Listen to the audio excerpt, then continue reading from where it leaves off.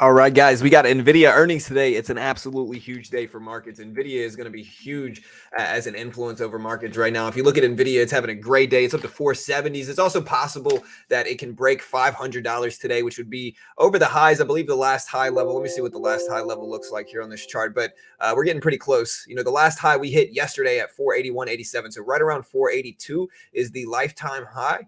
Which is right around up here. You can see this light blue line. And so it'll be a very relevant spot to pay attention to today for Nvidia. And again, we got earnings dropping today at 5 p.m. is when the actual earnings call in Nvidia earnings. The full report drops at 420 specifically. I think it's 420 exactly. So we're going to do a poll here like we always do. We're also going to get a couple things out today. Does Nvidia beat or miss their Q2 earnings? Beat, miss, or as expected? And then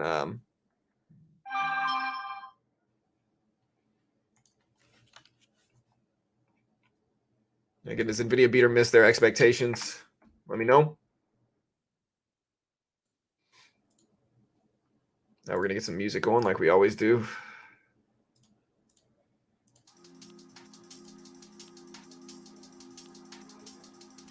I think it's going down. Yeah, Nvidia, man, had a great day. Huge day for a lot of different things right now. We'll put up the expectational numbers as well. All right, so yeah, Nvidia is expecting 209. We'll put this up on screen. It's expecting $2.09 EPS.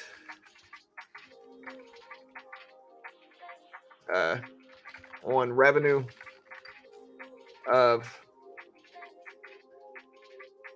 revenue is expected to come in at 11.09 billion. 11.09 billion. Both of these are their largest quarterly expectations ever, and will be streamed live here.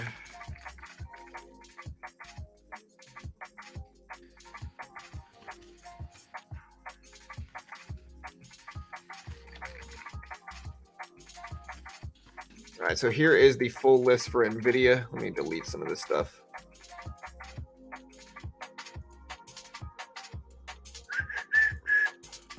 Yeah, mortgage rates came in today. Mortgage rates came in.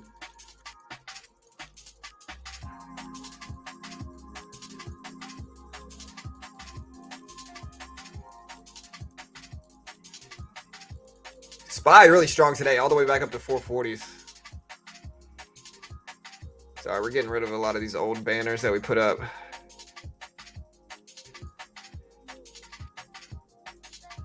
There we go. So yeah, Nvidia expecting $2.09 EPS on 11.09 billion in sales. Hey, what's up, BG? Can you investigate AIC oversell Nvidia? Yeah, looking at our poll numbers. We're also going to do a Twitter poll like we always do.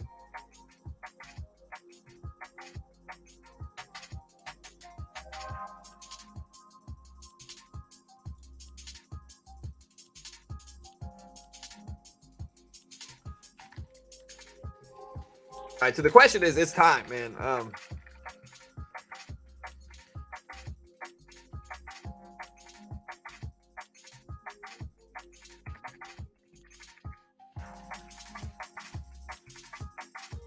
Nvidia earnings.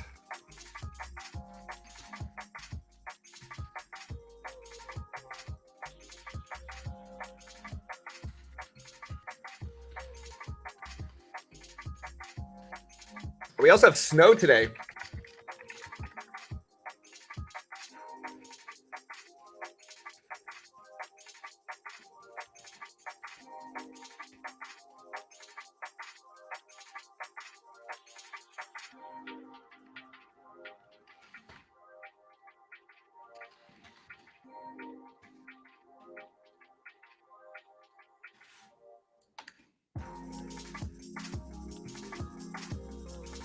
All right, so let's see, positive, negative, or neutral. AI hype is big heading into this.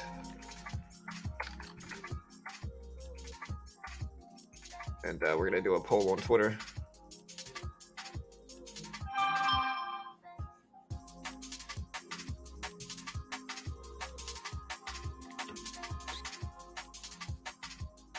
Again, if you want to vote on this poll and let us know what you guys think, here's the poll right now on Nvidia numbers, whether it's going to be good or bad for Nvidia. Again, vote on those polls. What's up, Hannah, Fernando, XRP? We got David here, DS, Nathan. So the earnings drop in about an hour. The earnings come out in about an hour. Also, do me a favor, hit the like button while you can. We got some votes already. We got almost 50 votes already. 44% think they're going to beat EPS. 36% think they're going to miss. And 20% think they're going to come in as expected. Look at the Q right now, guys. So the Q and the SPY both falling over the last 20, 30 minutes.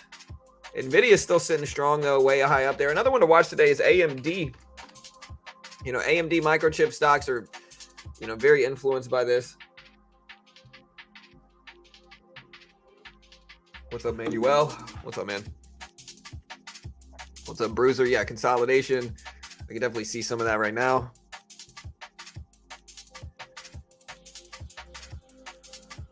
Let's see what our Twitter's showing us. All right, 78% of people think positive again. 22% think neutral.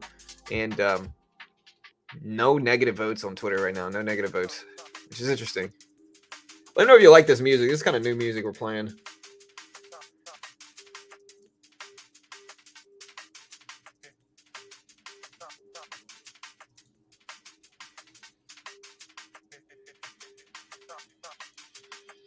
Let's see if Nvidia helps or hurts the market. Apple has been pushing up as well. But again, this is a huge release for markets. This is a huge release for markets because, with the markets pushing up as much as they have, over the last couple, months, really over the last 8 months to a year, the markets have pumped up heavy amounts, and a lot of the justification for these moves is from AI hype. Look at AMD breaking highs right now.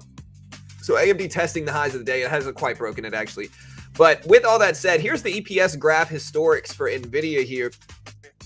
The last losing quarter for NVIDIA was all the way back in 2010. And since then, they have grown to be a powerhouse in microchips. Their heyday was kind of all the way back here in January of 2022. In January of last year, they had their largest quarter ever. And this time they're expecting almost double this, right? So in this report, they are expecting almost double this. They are expecting $2.09. So they're expecting way up here. Way up here, is what they're expecting. And so that'll make the graph have to zoom out a little bit just to hit that. Also, you see their trailing 12-month EPS value. And yeah, if we look at revenue for the same company, for NVIDIA here, you can see they're actually expecting their largest revenue and EPS quarter ever. So right here's the revenue side of this. EPS is profitability. Revenue is kind of like their ceiling, if that makes sense. So obviously revenue is how much money they're bringing in. EPS is the margins on the numbers they're bringing in. Quarterly, again, their last quarter they expected 719. This one they are expecting 11. I believe, right? Let me make sure I got this right. I'm pretty sure it's 11. Yeah, 11.09 billion. So again, even on the revenue side, they are expecting their largest revenue quarter ever. This should be way up here. Sorry, my mouse is a little messy. I got a wire blocking it, causing the squiggly line. But the point is, they're expecting numbers way up here for revenue too. There's 8, 10, 11. So yeah, if they come in as expected, it'll look like that on the chart, which is, very welcome, of course, very welcome. Now, there's also inflation considerations to take here, where, and AMD recently just tapped the highs of the day. NVIDIA is starting to push towards it. Remember, the lifetime high on NVIDIA is about 280 or about 482s. 482s right now. We're about 470s. And the rest of the market's liking this. So we've been getting some nice push-ups in most of the market here based off of all this report. So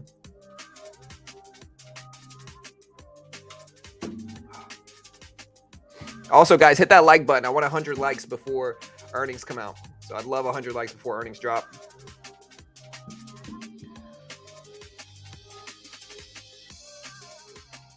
We got some votes here. 70% of people basically think Nvidia is going to have a positive effect on markets. 15.4% think negative, and 15.4% think neutral. So interesting here. Let's look at our actual YouTube polls here. So 45%, 44% think they're going to beat, 37% think they're going to miss, and 19% think they're going to come in as expected. But yeah, look at it. AMD, another tech stock again that drops today is Snow. So SNOW drops today. They've had a pretty successful day with the rest of tech. They are expecting 10-cent profit on 662 mil revenue. We also have NetApp, another kind of tech stock, Autodesk, Splunk, a couple other ones, but the big ones are definitely Nvidia and Snowflake. Those are two pretty big releases. Nvidia is actually scheduled to drop theirs at 4:20. Market time is when they're technically scheduled to release. So 4:20 market time is when they're technically scheduled to come out. And then Tesla specifically here has also had a pretty good day, man. Tesla has been flying up all the way back up to almost 240s again. And we did add a little bit this morning to our Tesla trade too. So that's nice. Hey, what's up, Paparazzi, Manu, K, Sim? What's up, Pawn? Let me pull my Discord up. I didn't pull that up today. Let me know if you'd rather the old lo-fi music. I put on beats. What this said was beats.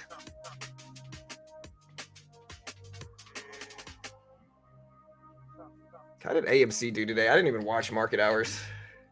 AMC, another losing day. Really starting to barcode for AMC. So the next couple days will be fun. What's up, Grow?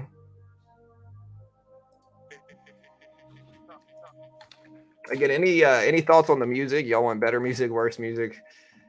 Let me know. Let me know if you like the old music or this new music better.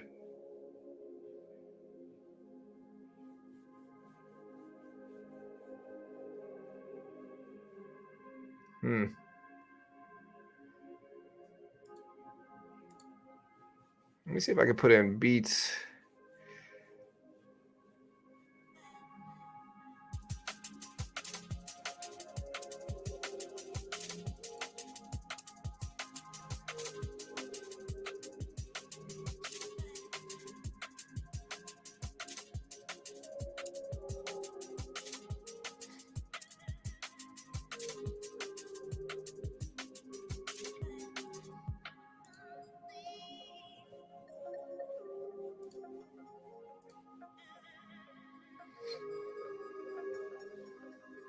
All right, so again, Nvidia testing the highs, not quite over it yet. Tesla's still sitting there right around 238s.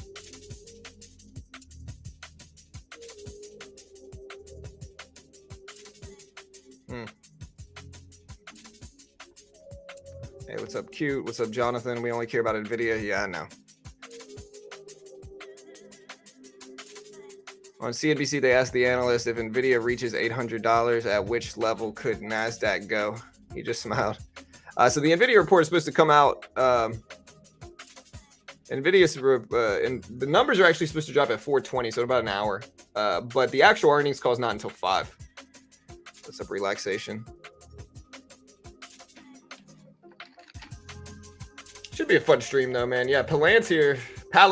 Sorry, big Green Day and Palantir, but a lot of these are staying sideways. They just look like they're moving more. Like they're going up and down. They're just longer range. Again, here goes Nvidia's test here. Nvidia up to basically 470 right now. Basically 470 on Nvidia.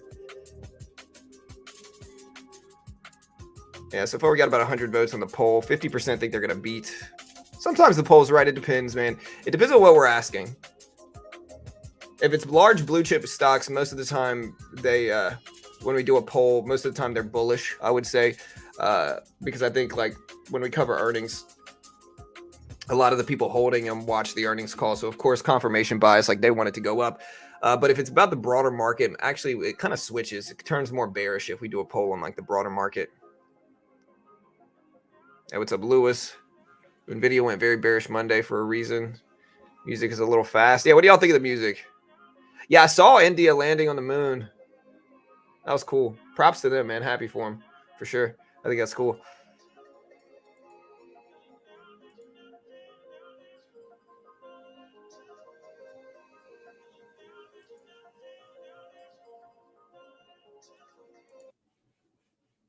Yeah, so I specified I want laid back hip hop instrumentals or old school hip hop or just beats.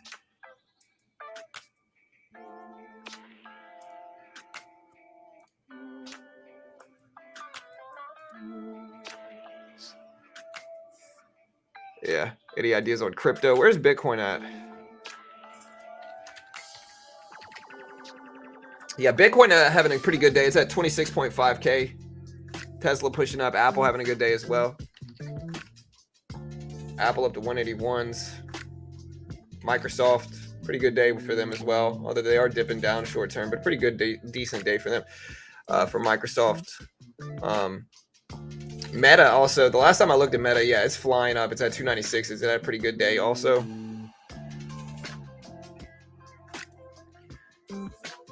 Nvidia up to 470s. We'll see what Snow does. Again, Snow releases earnings. We're going to cover all of these numbers right at the closing bell. So a lot of these drop right at the closing bell. And so we'll see what they show up as. But we're going to try to keep an eye on everything.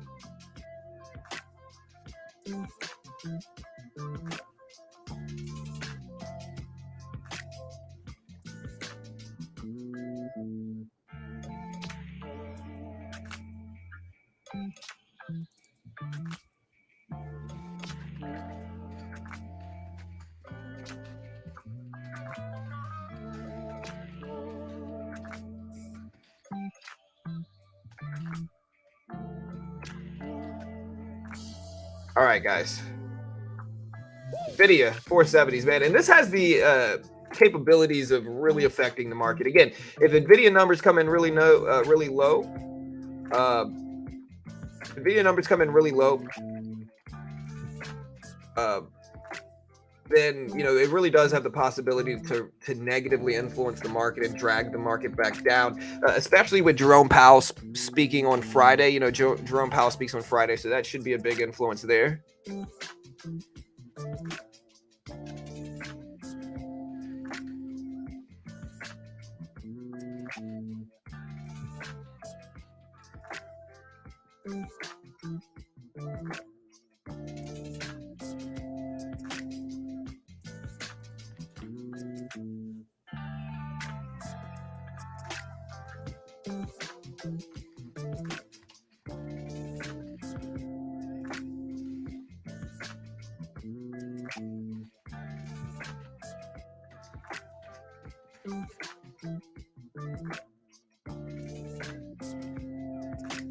I got a little pullback in Snow and a little pullback in Nvidia here. Again, Tesla at 238s, Meta at 295s, and these should have an influence over everything, including Meta, including Google. Google had a really nice day today also.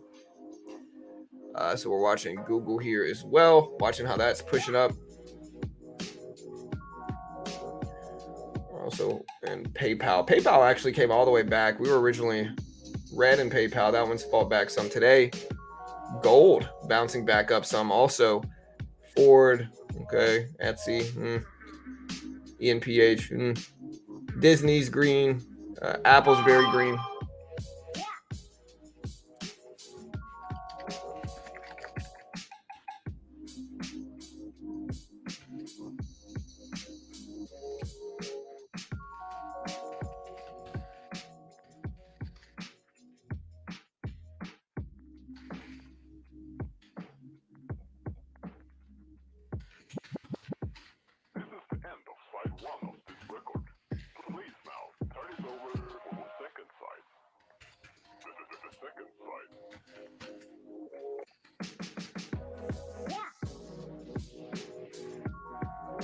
Testing that 470 level again. That seems to be a stubborn level, so on a technical side, we could probably keep an eye on that.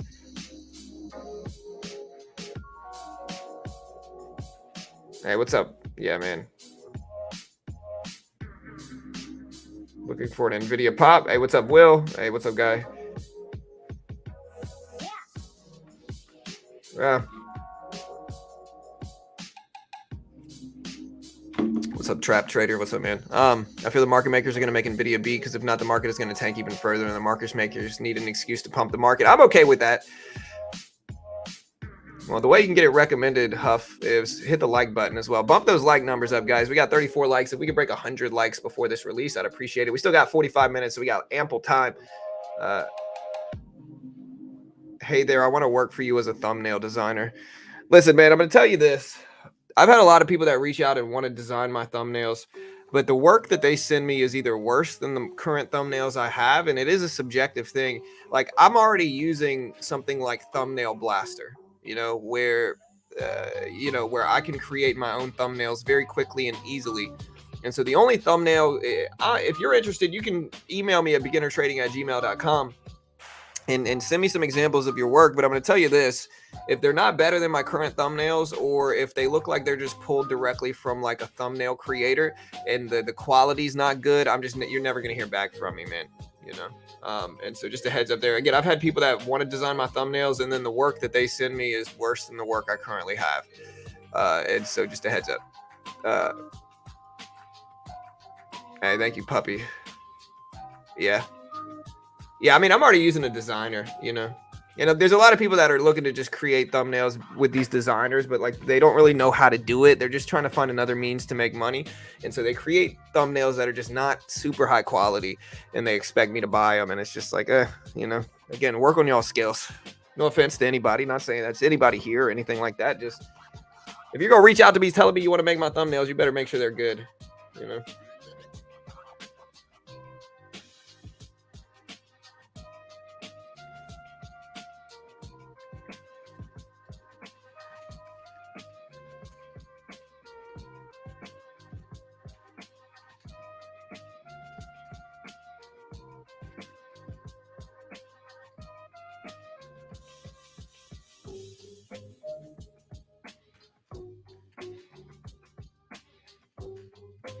All right, so we're testing that 470.5 level again.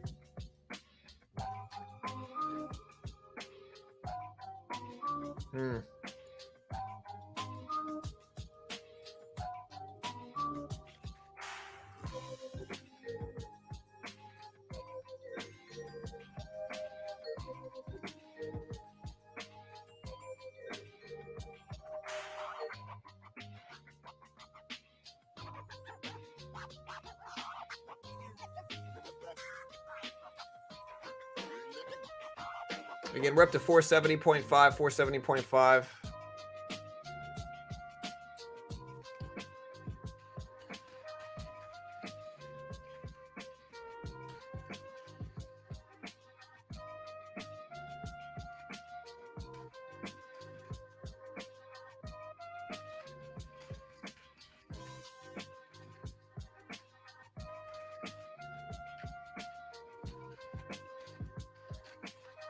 All right, and the market looks all right.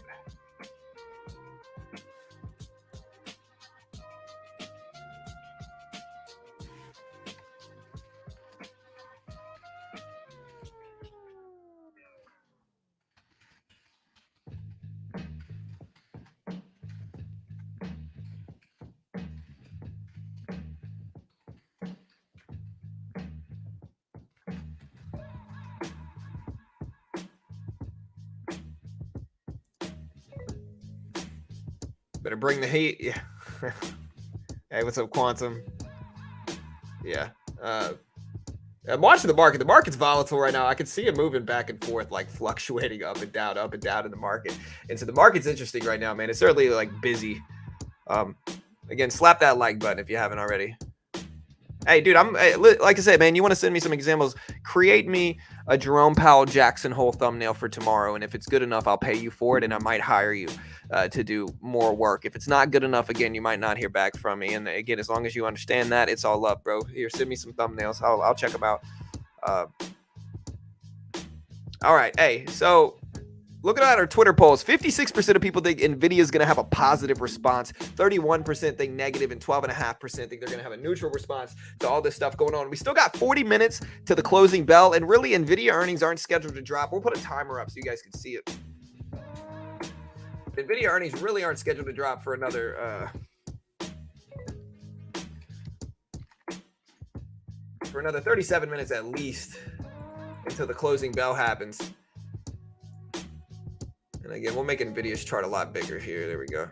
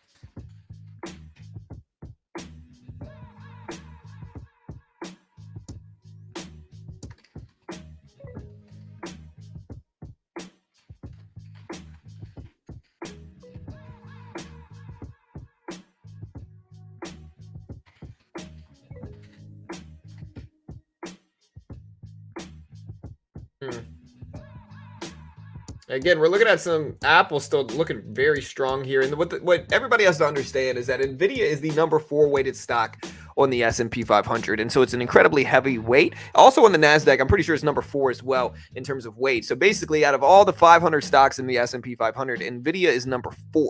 So it's the 4th largest stock in the world, essentially. And it's a very important stock. It's a very relevant stock. It's heavily weighted. And so if this thing comes in good, for instance, like really good, of course, Nvidia could pump up. And through that type of price, Nvidia could pump up. And with that, it's going to influence the market. If Nvidia moves up, the market's going to follow it to a certain extent, and vice versa. If Nvidia comes in really light, really disappointing for earnings, say guidance is another thing you want to certainly pay attention to. If they come in really low for guidance, for EPS, for revenue, that's going to weigh on the market. That's going to not only affect other AI stocks like Microsoft, AMD, Intel, Meta, so forth, Apple, Google, so forth and so on. Not only is it going to affect those stocks, but it's also going to weigh on just other stocks, just the broad market as well. Walmart will probably kind of be affected by it. And so, yeah, there's a lot of different ways to do it. And yeah, let's see what happens. I'm excited for it. Nvidia still has a very high PE ratio. And so to understand, like Nvidia's PE ratio is anywhere between 1 something and 2 something right now, depending on how you calculate it. That's very high. A good PE ratio is like 15.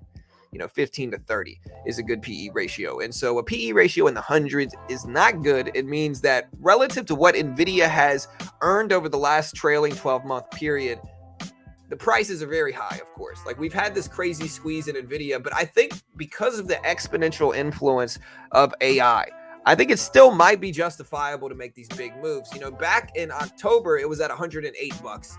It's currently at almost 500. And again, the question is, does it break 500 today? I think it's very possible it does if the earnings come in good, of course. If the earnings do not come in good, it's also very possible that it doesn't do well. And so, yeah, it'll be fun to watch. It'll be really interesting to see what happens. And again, we're going to report it live here. We get thousands of people here because we report this pretty quickly. So stick around. Let me check back up on the chat.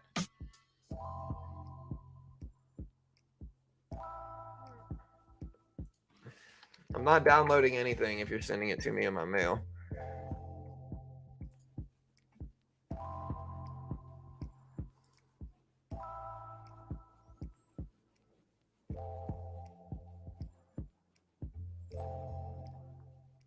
Yeah, again, I don't want to download anything, man. Even if it's in Drive. And so just attach them to the email. Just send me another email with just your thumbnails attached to the email,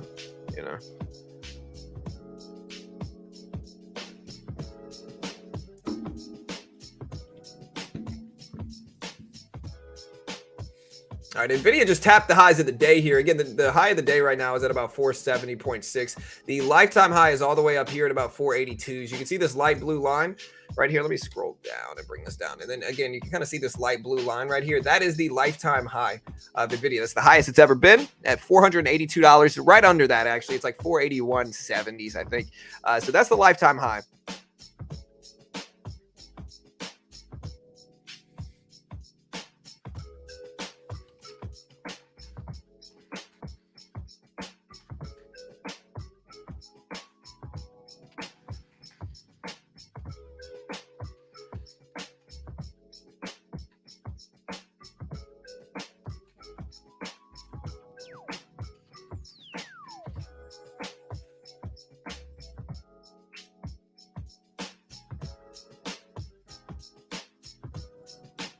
All right, Snow, again, reporting earnings today. You can see why the VWAP is such an influential indicator because it's moving here. How many times do you think he'll say AI? Post on Wall Street bets of people pouring their life savings into calls for Nvidia is terrifying. Yeah, man, you know how it goes, bro. People are want to gamble, man. A lot of the market is just justified gambling. All right, so like a lot of the market is just justified gambling.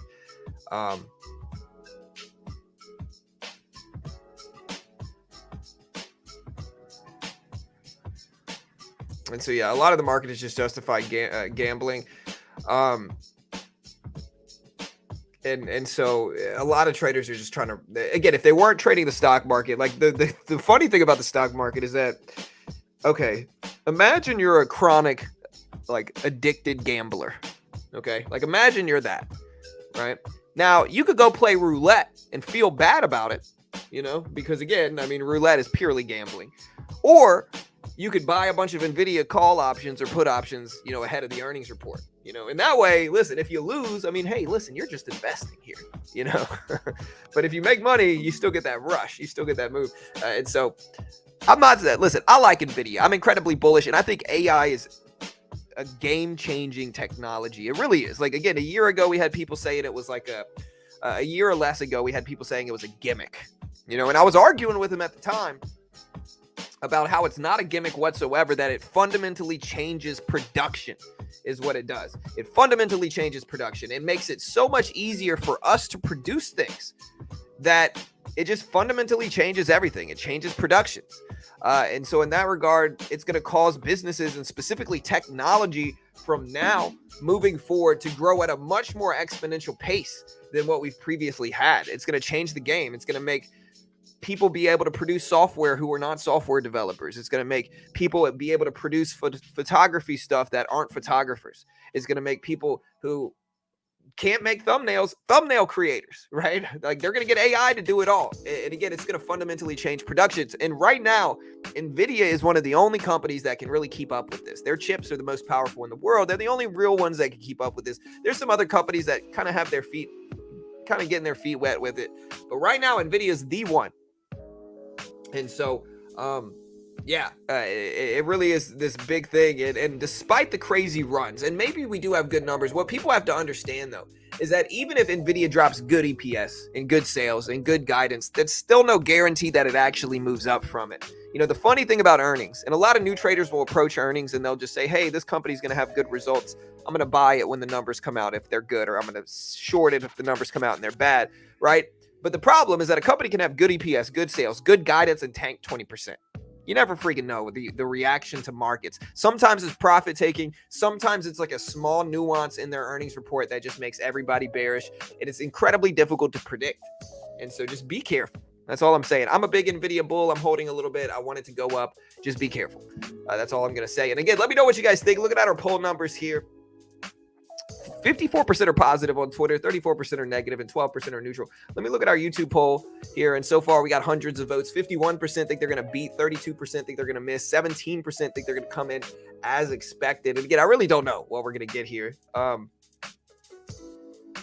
Yeah, I mean, listen, man, regarding your regarding your thumbnails, man, to be honest, they're good. Okay, I'm not saying they're not good, but I'm not saying they're not good, but they're just kind of a different style. You know, I prefer the black backdrop with big letters because you have to understand Okay. Uh, okay. For thumbnails, if you put too much in your thumbnails, nobody's gonna click on it, right? It's too difficult. Like you want, like I for stocks that is, and these are good thumbnails. I'm not hating on these thumbnails. They're great. Okay. Maybe do a custom one for Jerome Powell for tomorrow, and let me know how that one looks. And again, if it works, I'll pay you $20 for it.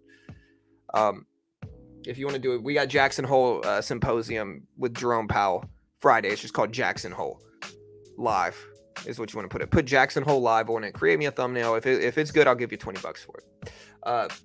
But anyways, anyway, so Nvidia up to 470s. But again, I guess this a little bit different. How many times do you think Nvidia is going to say AI? Yeah.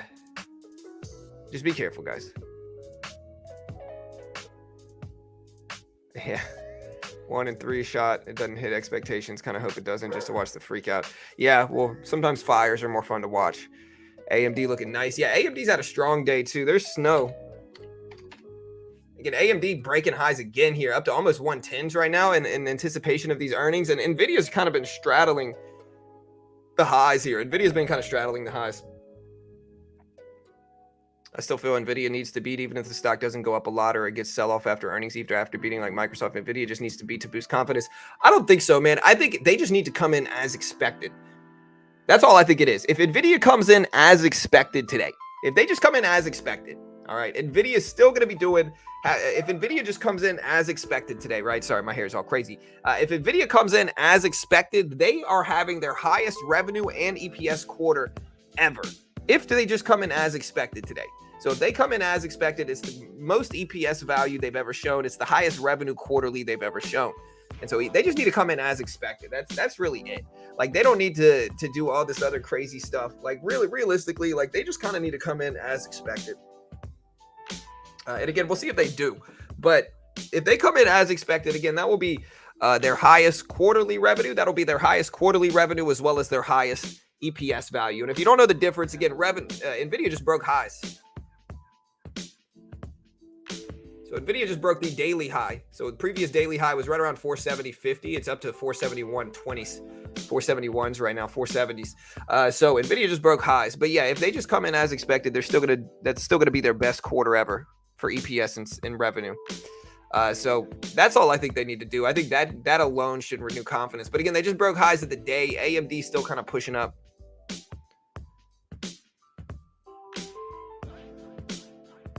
Look at how quick AI analyzed that report you read off earlier in the week or last week. The one you fed into AI. It's not just a fad. The term AI is not a fad. Yeah, 100%. I agree, Smokies. My click-through rate is 15 to 20%. Do you want to see my works? All right, I'll email you back some reaction stuff. Yeah, again, they're good work, bro. Again, it's hard to explain. Like finance is a little bit different. Like you don't want too many words in your thumbnail because it clouds it. Like people aren't going to see the words. Like if there's too much stuff going on, people aren't going to be able to read it, right? So it's better to have like 1 to 3 words. It's better to have like 1 to 3 words that are very clear. Like they need to be very clear. Like there can't be a lot of background distractions taken away from the words. There needs to be 1 to 3 words and then an image of some sort that is relevant to what the video is about. Yeah, I'll have to go. Finding the reaction image is the tough one here. Hold on.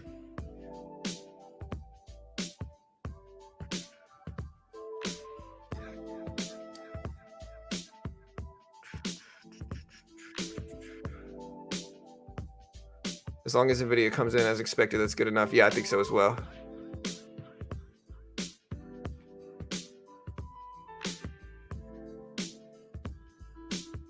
How would the spy react? It depends on what they show up as, to be honest.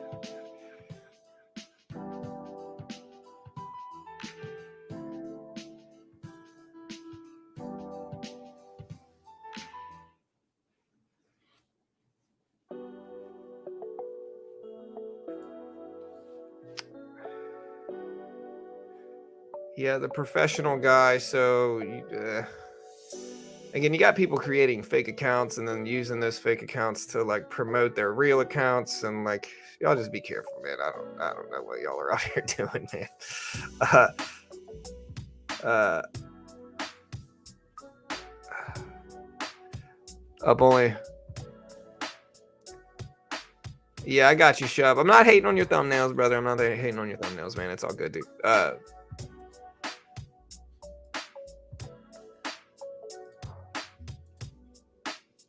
But yeah, I'll have to send you that stuff later, brother. AMD testing highs again, guys. AMD testing highs. And yeah, I don't know what we're gonna get today, man. I hope we get, I hope we get good numbers. And I would also say these numbers for Nvidia are partly about companies hoarding the chips to almost use as currency in the future, along with future competition will eventually pull back. Yeah, I mean, it depends on what the growth looks like in terms of earnings. Like the earnings growth is what's going to matter more than a lot of this stuff is like what they do for earnings, what the growth looks like there, how they look, what they look like, where they end up pivoting to and all that stuff. Okay, so if Nvidia meets or beats, what's your 24-hour prediction? Whew, I have no idea. If they beat, my guess is, I think if they beat, they're gonna go up, tap $500, and then kind of pull back and consolidate for a little while, and then maybe make another run later on this week. If they beat, if they miss, I have no idea what they're gonna do. If they miss, it depends on what guidance looks like. If guidance comes in good, then I think the $500 level is certainly more plausible to hit. But again, there's no telling. I hope it goes up because Nvidia going up is going to mean the rest of the market probably follows it.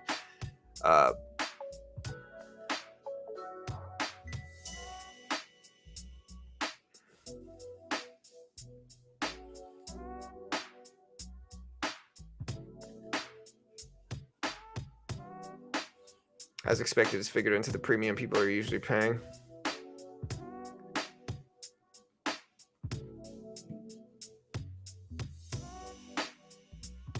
$550. I don't think we're gonna hit 550. I think 550 is crazy. Not unless we have like a crazy beat of some sort. Like we have some crazy big beat of Nvidia, then maybe 550 is a little bit more plausible. But I think 550 is a little bit too high up there. I think we're close enough to it, but again, I could be very easily wrong. Again, here's their revenue history. AMD just broke highs again. Look at AMD up to 110s right now. So AMD just broke highs again. Again, here is Nvidia's revenue. You can kind of see their historics here. Their annual revenue for 21 was about 16.67 billion. In 2022, right when AI started to take off, their revenue was 26.91 billion. Already this year, in 2023, they are up to what they did total of last year. So again, already this year, they're up to about almost 27 billion. Last year, they did 26.91 billion. So already this year, they're over what they produced for the full 2022 fiscal year. And so that's pretty good growth. That's pretty good growth. Again, if you look at their revenue here, 7.19 billion is what they showed last, and they're expecting 11 billion. And then again, looking at this here, we broke over the previous high of the day. We pushed up, and now we are testing the new high of the day, which is right around 471.50s or so. So they're testing that now. And again, we're also going to stream the full earnings call live here like we always do.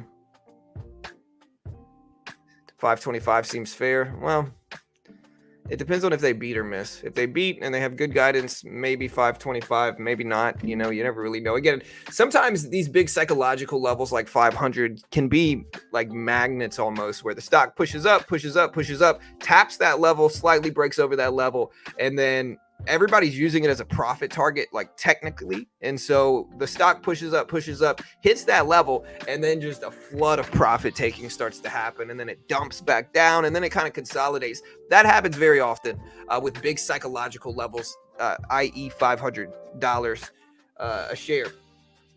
And so again, that's my guess if we beat, but who knows? And again, Nvidia is still pushing up. Tesla's still pushing up. Nvidia basically up to 472s right now. On this movement here. So Nvidia is still surging, still making pretty big movements.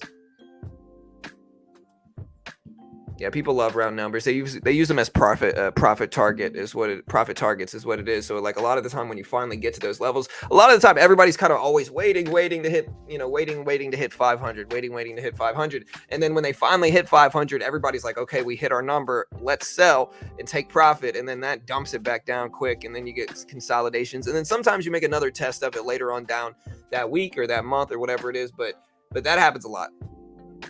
Tesla pushed it up as well. Over 238's the High of the day is about 238.50 there.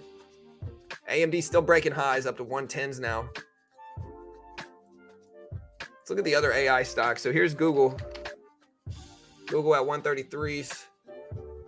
Again, here's Apple, Tesla.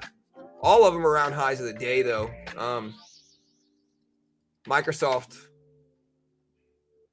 been doing okay, too. Pulling back a little bit now, though. But, yeah, very big green action here. Coinbase. Yeah, Coinbase up to 78. Yeah, the market's been doing really well today. Pretty green action.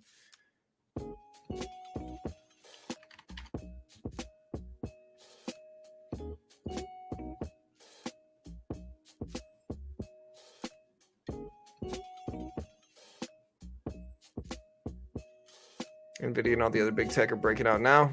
Yeah, a lot of big tech's taking out now. It's not just big tech. It's also like Walmart's really green on the day. Amazon's green on the day. You know, so it's not just big tech. There's just a lot of stuff.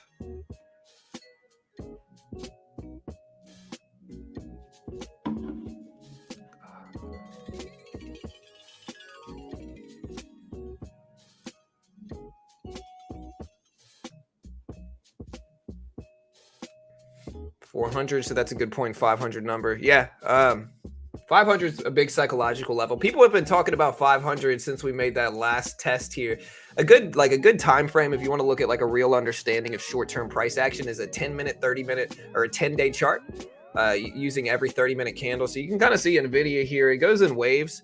We dipped down to 400, made a huge pop up to 440s, dipped down to 415s, made another huge run up to 483s, and now we're making another dip and another push back up. Again, when we hit this level here, that's when everybody started talking about $500 a share. That's when everybody was kind of interested in $500 a share, when we started to break, 480s, 490s, or got close to 490s and 500. That's what everybody was like, yeah, $500, $500. I remember when Nvidia made its initial run, which was a crazy run. Like, I remember at the time, it just kept going, so here's a 180-day chart. Again, remember, back in January, Nvidia was a $140 stock. We were $140 in January. This thing has just kept going, and AI has grown crazy fast over the last 6 months. And again, this latest run is even more strong too. So yeah, $500 is right here. And so $500 is right around this area here. Again, I hope we hit it. I think we certainly could, but it's never a given. We don't really know for sure.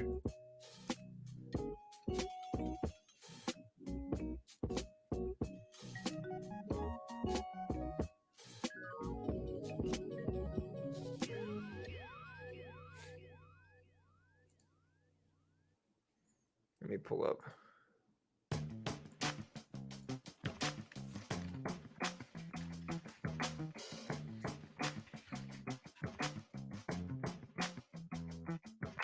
Did anything already get revealed? Sorry, I'm in Europe. It's a different time zones.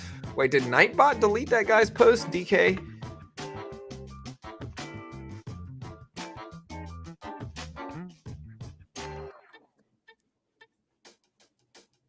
Earnings are going to be dropping in about the closing bell's in 15 minutes, but I think we actually have a little bit longer than that, unless they release early relative to when they scheduled it.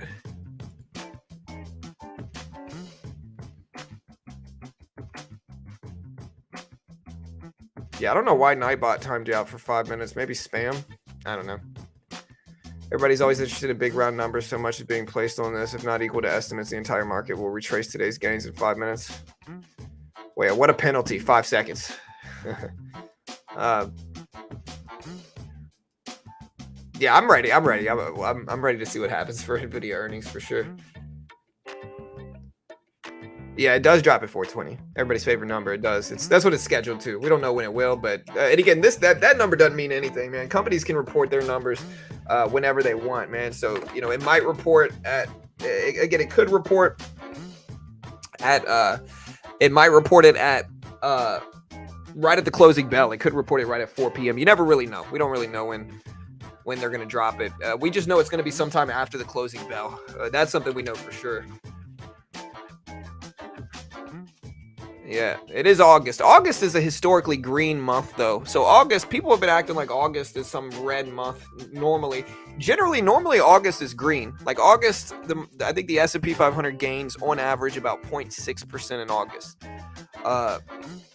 September, it loses on average about 1%. So the market, September, it's called the September slump. That historically is a bad month for the market, is September, but August isn't really.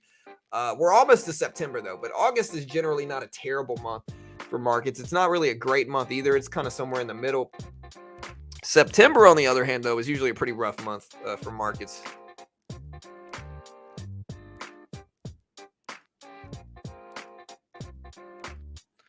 Yeah, I'm gonna go check out Nightbot right now. I don't know what it was doing. That was weird. Let me see if it logged anything here. I don't really know why. Spam protection.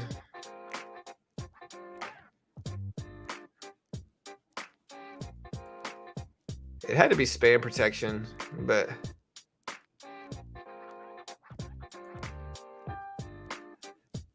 yeah, I really don't know. The only other thing I can think of is if Nightbot, if somebody created a username called Nightbot and did it.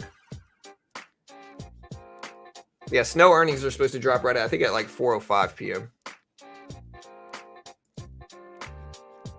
I have 420 put on Nvidia. How screwed am I? I mean, I really don't know. Yeah, I'm checking on the mods list now to make sure we don't have any funny stuff going on. Yeah, well, there's Nightbot. If he gets, yeah, it's actual Nightbot, but yeah, I don't know, man. Sorry, bro.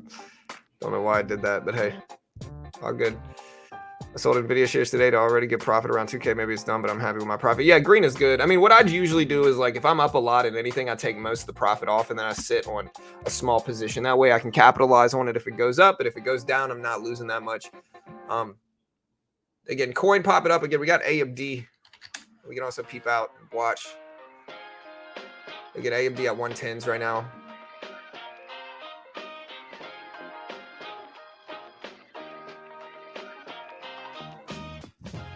Yeah, we're going to cover Snow. We're going to cover Splunk. We're going to cover all the other earnings reports that drop at the closing bell today. So SpaceX is apparently working with Net to boost the performance of their satellite internet service Starlink, according to the information source, according to certain information sources.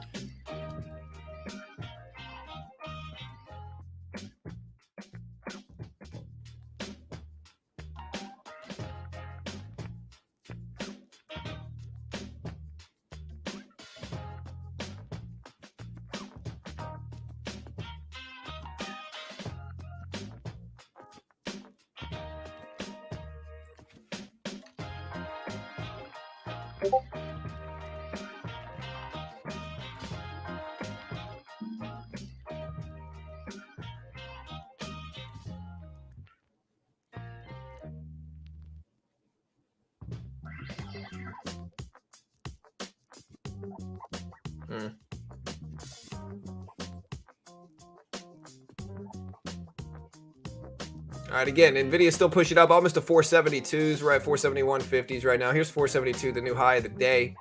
Still just popping up, man. Very strong heading into earnings today.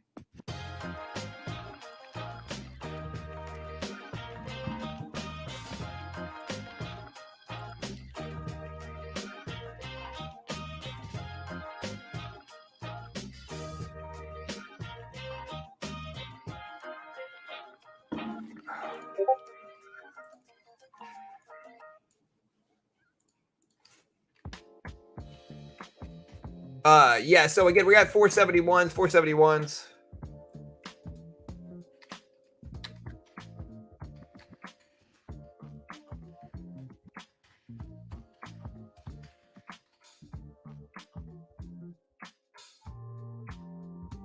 Nielsen's planning to incorporate Amazon data on Thursday night football viewership.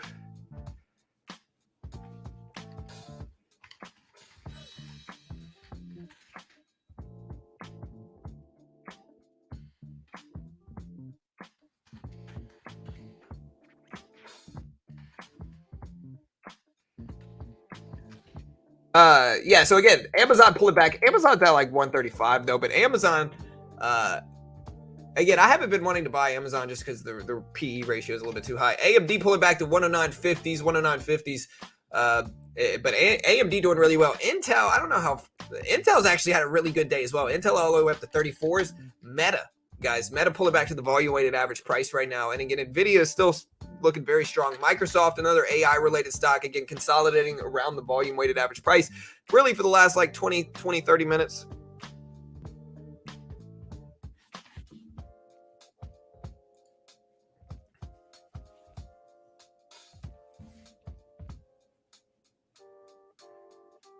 If you want the commands for Nightbot, man, I could tell you. I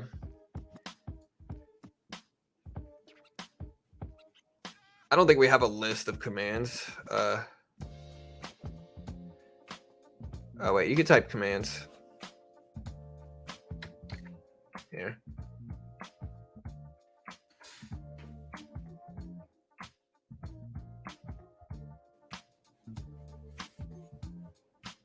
AMC, man. Again, so tomorrow they're supposed to do their reverse split. Tomorrow is supposed to be their reverse split. Friday is going to be their conversion. And so we'll see what AMC does, man. It's right around $2 now. It's kind of barcoding. Oh, wait. List all night. Yeah, I got to fix the Nightbot commands. I still got to work on that.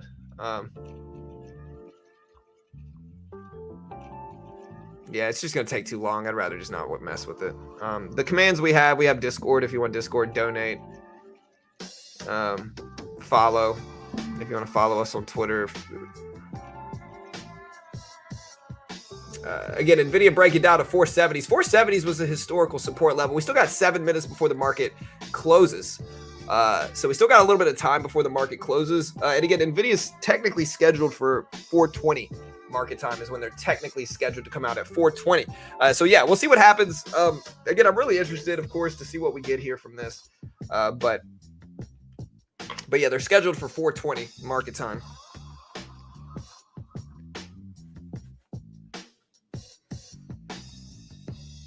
But who knows? Mullen? What's Mullen doing right now?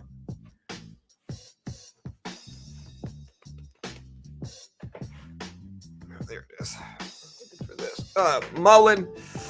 Yeah, there's my problem with Mullen here, and I'm going to go ahead and say it. There's zero chance Mullen succeeds as a standalone automobile company, and I think that's incredibly self-evident. Mullen CEO David McCreary, Elvis Elon himself, publishes a letter to holders addressing the decline in stock values. He says that assembling data received to date on unlawful trading practices in the company's stock should have something to announce in the coming days. Yeah, I'm just going to go ahead and call him Elvis Elon. If you know, you know. But yeah, again, Mullen has no chance to succeed as a standalone automobile company. Again, maybe I'm wrong. Maybe their battery tech will help suffice them. I think best case scenario is they get bought out. But Mullen has up 100% today from 40 cents to 85 cents. The problem with Mullen is that it's basically diluted. It's diluted itself so much. If you put on a weekly chart, it's a lot of dilution, man. And it's also gone from $177 a share, which is post split. So that's adjusted split price, all the way down to 85 cents. And so even if it's up 100%, it's up 100% after dropping to 40 cents a share from 100 and something post split price adjusted. So yeah, again, we'll see what happens, but yeah, I'm skeptical. I'll put it that way.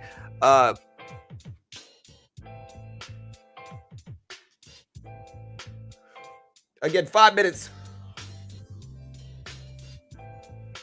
We're also going to stream the full earnings call, of course, as well. So PT.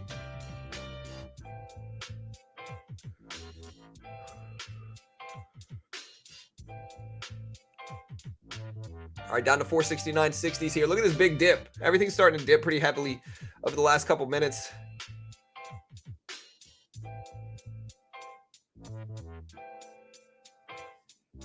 Again, Amazon is popping up with all this stuff. So look at Amazon here. So Amazon is moving up some.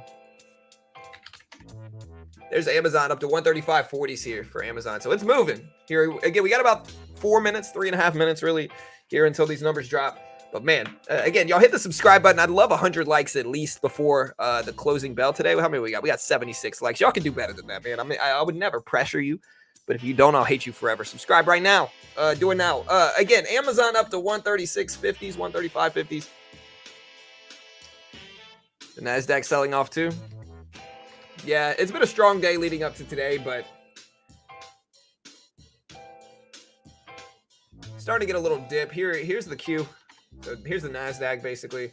Starting to pull back a little bit, but they're all really green on the day. Everybody's just kind of in preparation for the earnings report to drop is what this is. So everybody's in prep for the earnings to drop. Hey, my guys, thank you so much.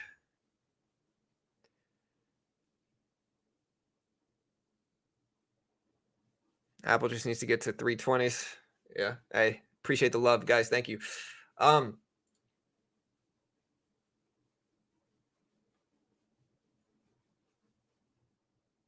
me put some music back on here.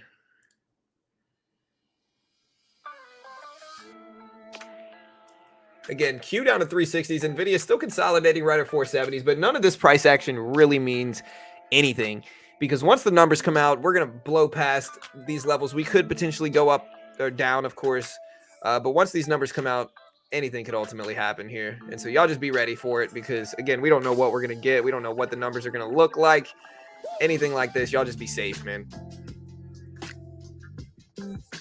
All right, so in imminent news, we have Snowflake dropping their numbers at 4:05. We also have Autodesk and NetApp scheduled to drop right at 4 p.m. So right at the closing bell in about 2 minutes, we're going to have NetApp and we're also going to have Autodesk reporting their earnings. At 4:05 specifically, we have Splunk and the much larger Snow release. Snow is expecting 10 cents a share on 662 million sales. Actually, Splunk is a larger company, at least in terms of quarterly income and EPS. So Splunk expected 888 mil on 45 EPS cents, 45% cent profit EPS. And again, Nvidia is expecting $2.09. They're scheduled for 420. We'll see what they show, but again, they're scheduled for 420. I'm going to go ahead and pause this. But yeah, they're scheduled for 420. And again, sometimes they drop early. There's no like hard deadline on when they have to report these numbers. And so they might post them early. Nvidia has also been known to post late as well. And so here we go, guys. We still got 1 minute before the closing bell. It will be like crazy, but can they make enough chips is the question. I don't know. Would they beat? I have no idea. What I will say is that they're up a lot over the last couple days. Again, if we look at a 5-minute chart on a 15-day period, look at this move. So this is the big move we've made. We've pulled back a little bit yesterday, but Nvidia has been on a tear here. Pulled back yesterday, consolidated and bounced back up today, but that's the graph over the last 2 days of price action, 2-3 days. And so, yeah. Let me know what you guys think. We got about 1,000 people here.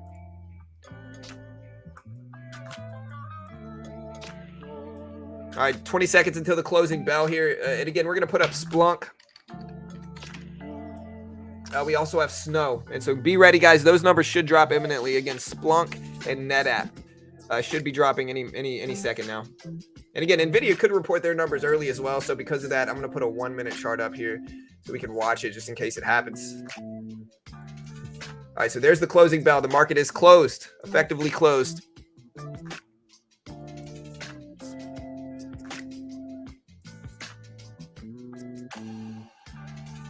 All right, we're also going to throw it in sub-only mode, team. So if you haven't already subscribed, we cover all the major economic data, you know, CPI, PPI, Jerome Powell press conferences, jobless claims, retail sales, you know, inflationary data, press conferences, Jerome Powell speeches, rate hike decisions, and press conferences, all the major earnings reports, and we stream the full calls as well.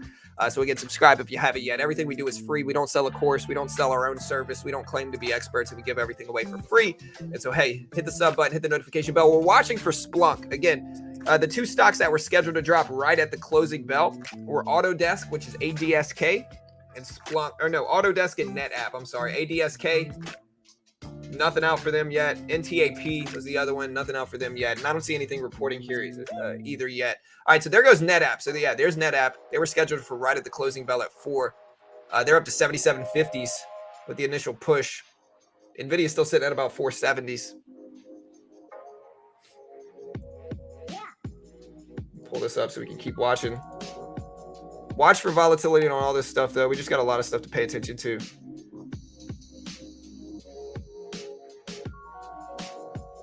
Nvidia is scheduled to drop right at 4 p.m.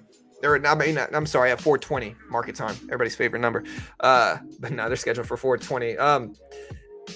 Again, ADSK, they posted 103 EPS versus 172 expected. Revenue of 1.35 billion versus 1.41 billion expected.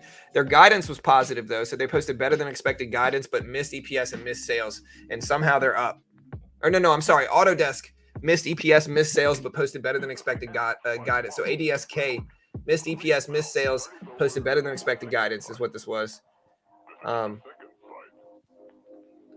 they're up from it. Again, NetApp, NTAP, they're up as well. NetApp ended up posting 69 cent, or NetApp ended up posting 115 EPS versus 107 estimates. We'll put these numbers up on screen as well.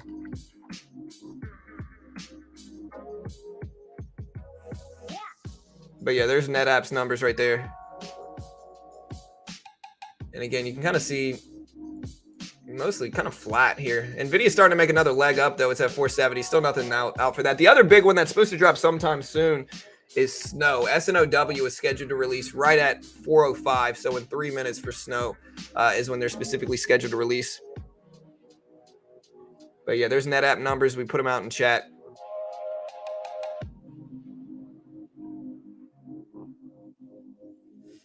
All right, Snow at 150s. And so Snow is expecting, again, just to put it into perspective for Snow, Snow is expecting 10 cents a share profit on 662.3 million. 662.3 million. And so again, NetApp guided positive. Autodesk also out with there, which is ADSK. I'll put these numbers up on screen too. And the whole market's interested in this, man. Again, you can see we got like 1,700 people here already. The whole market wants to see what happens here today, I promise. Like, again, Nvidia is such a heavily weighted stock, but that's not just the only story. The story is really like AI has such a huge influence over the market over the last year. Again, I watch the market every day. We cover all this stuff.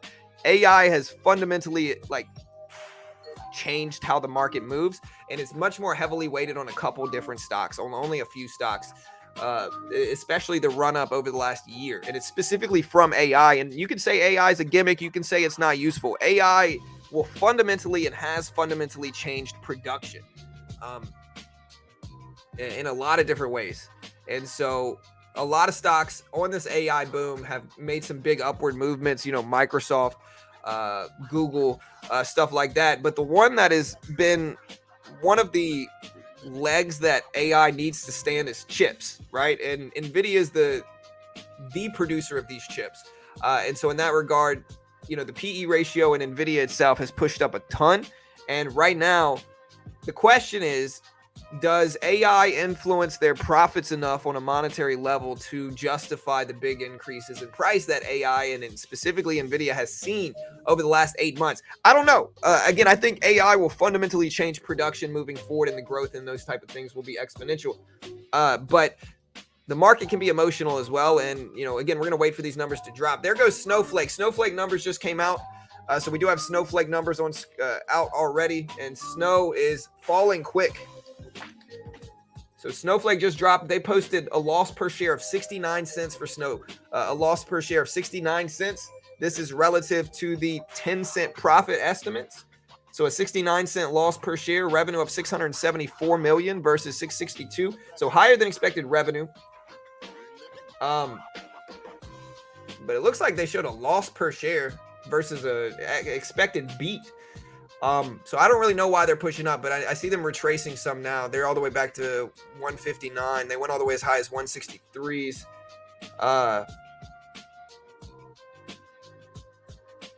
37% year-over-year growth with trailing 12-month product revenue over $1 million, net revenue retention rate of 142%.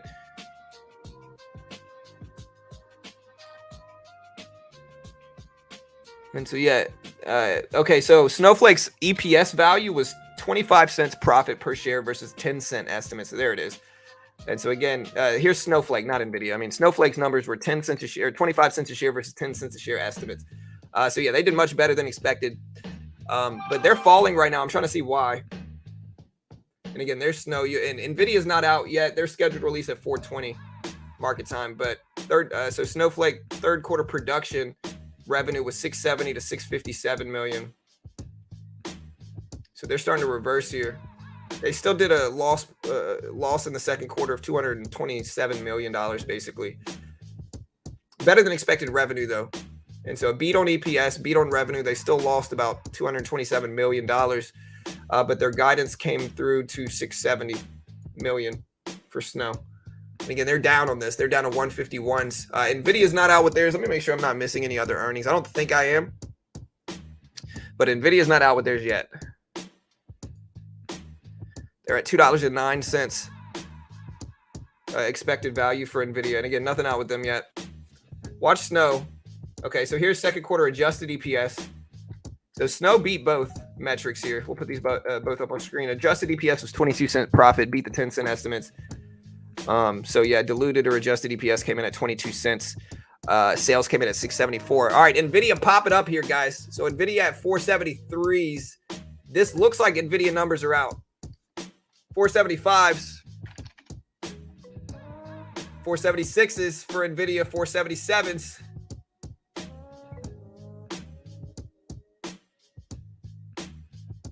There's 477s tap. Nvidia skyrocketing up here. Big move. This has got to be the earnings.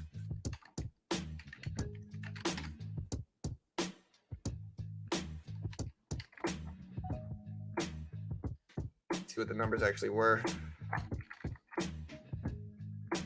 477s, 478s.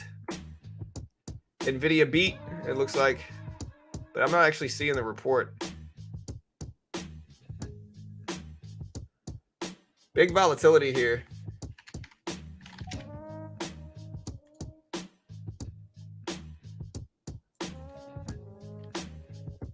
All right, pulling all the way back to 474s for Nvidia.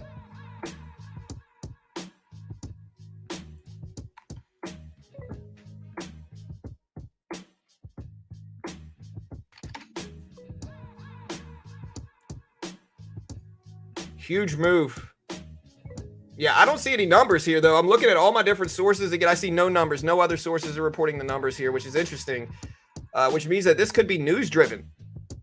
All right, I saw an article that said Kathy Woods is dumping Nvidia, but that didn't come out recently. Yeah, again, I'm trying to figure this out, but I don't see the news out yet. Splunk posted 473s. So we popped up to 478s, and then now we're back down to 473. So this could just be sympathy movement from other tech. Nvidia back down to 471s. But I'm looking at other sources. I don't really see anything else, to be honest.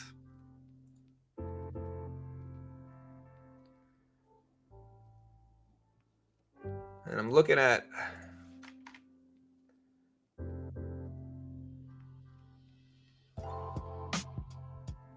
yeah, it doesn't look like they're out yet, so I don't know why they made that move, but it's all the way back down to where it was, back down to 471s. Still got 10 minutes here, teams, 10 minutes.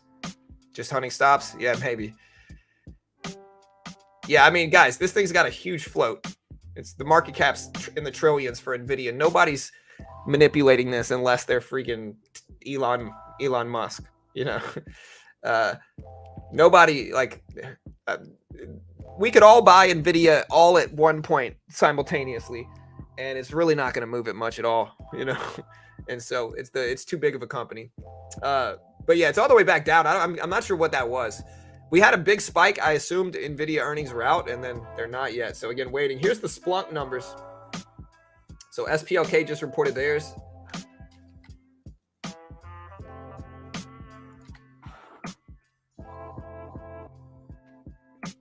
Here's the Splunk numbers. Nvidia back down to where it was at 472s.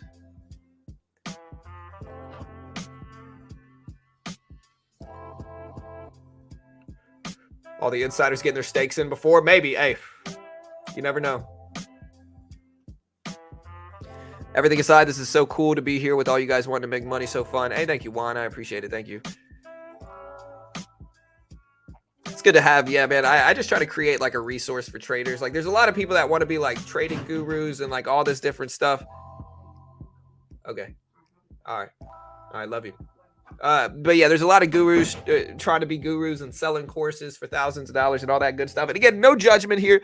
I'm not trying to be that though. I don't want to like, listen, my TOS account's got 60 grand in it. Like I don't want to have pressure to trade that amount of money in any specific way. I'd rather just have no pressure and just tell people I'm not an expert. I'm not selling a course, and I can trade how I want to trade. I don't have to put on a facade or fabricate gains to look cool. I can just say, hey, look, I'm not an expert. I'm gonna do what I want.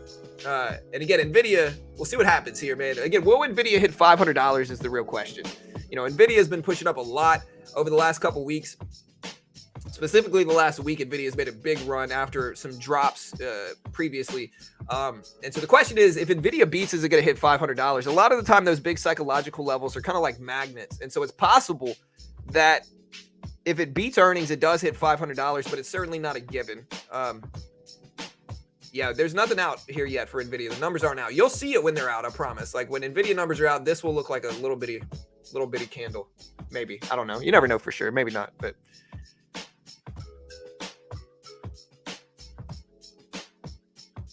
Hey, thanks, Ja. Thanks, man. The question is, what will happen to the market, beat or fail? Yeah, I mean, it's going to influence the market. Nvidia is the number 4 weighted stock on the S&P and the NASDAQ, right? So it's the 4th largest company in the world by those metrics. And regardless of whether it's AI sympathy or tech or just the broader market, stocks are going to move with Nvidia. The whole market's watching this right now. If you're a market analyst, or if you're a financial person in markets, you're going to be watching this right now. So yeah, I don't know. No, technically the numbers are scheduled to drop in 7 minutes at 4:20, but it's certainly not a given, and they have and can report earlier or later as well. Nvidia, I think, on average, reports a little bit late relative to their schedule, but who knows? Again, the earnings, the actual earnings call is at 5. So the actual earnings call is in 46 and a half minutes. But the actual earnings report, which is going to give you the actual numbers here, drink every time I say actual, is supposed to drop in 7 minutes by the schedule. But again, it doesn't actually mean anything. Snow is holding up well. Yes, Snow, it's interesting. Snow beat, I think Snow had good guidance, better than expected EPS, and better than expected revenue. Yet it's still down relative to when the earnings came out. And so again, this is a prime example of why you can't just blindly buy strong earnings reports, because it doesn't mean anything. A company can react in any way it wants. There's a lot of front loading and baked in movements that are going to be taking profit on good numbers or bad numbers. It's just really nuanced, and you can't just wait for a company to have good earnings and buy it, or wait for a company to have bad earnings and short it. It's just not that easy. I wish it was. And if it was that easy, we'd all be rich, to be honest, because I'd just sit around waiting for a company to drop good earnings and then just click buy. And then, but unfortunately it's not like that. And, yeah, Snow is sitting at 153.50s. Again, good EPS, good sales. Looks like good guidance as well, but yet they're down from it. So, yeah, the other couple things that are coming out today. Tomorrow we have like jobless claims and durable good orders, which are going to be it's going to be somewhat relevant to like inflation and stuff like that. But Friday we have Jerome Powell and the Jackson Hole Symposium, which is an annual conference to discuss finance and economics by the Fed. And Jerome Powell generally speaks there. And it will move markets to a certain extent. Again, we're going to stream that as well. So subscribe if you haven't. I certainly appreciate it. But yeah. Yeah, I mean, 30% of the time I'm right every time.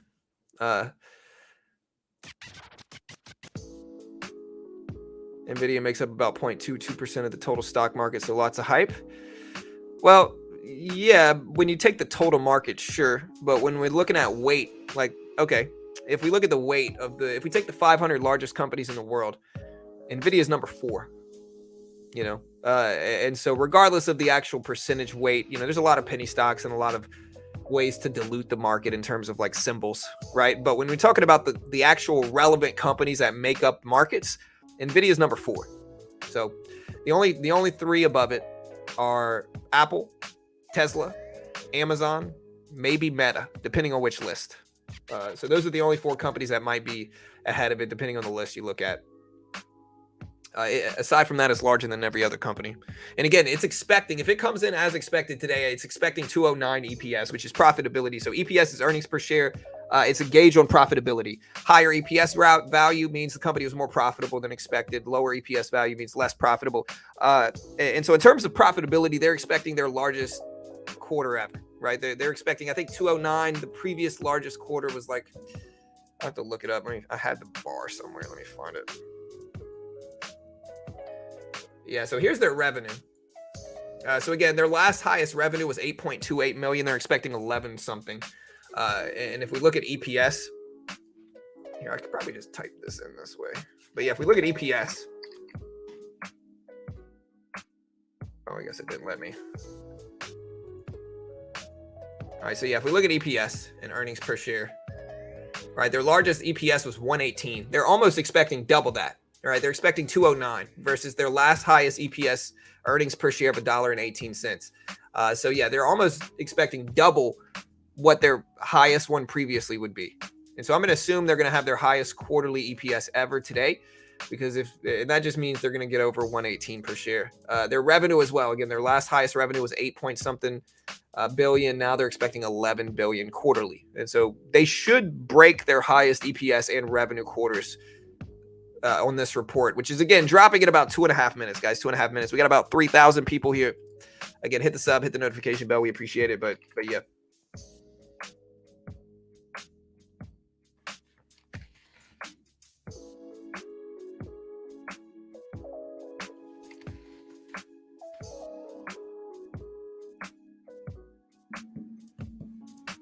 All right, up to 472s. Again, Nvidia's a little late sometimes as well here. They do report late sometimes. We're starting to see some green action here, but I don't actually. I'm going to put up. We have Snowflake already released their earnings. I'm going to put up AMD and maybe I could put up the Nasdaq here. So I'm going to put up the Q. I want to see the influence Nvidia has over the Q. It's number 4 weighted stock, but all right, 2 minutes, guys. 2 minutes. Again, if you haven't already subscribed, hit the notification bell. We appreciate it.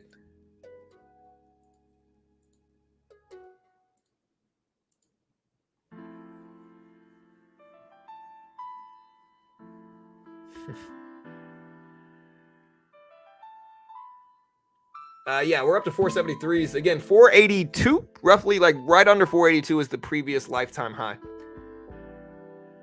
It's a 1 minute. Hey, team, 1 minute. Yeah, I mean, they've reported late before. I've bought, I've covered a lot of the Nvidia releases. They have reported late before, for sure. So yeah, it'll be fun to see. But y'all be ready here. 473s right now. Again, we got less than a minute if they go by the schedule, and they could report it any time now. So just be ready. It should release sometime soon.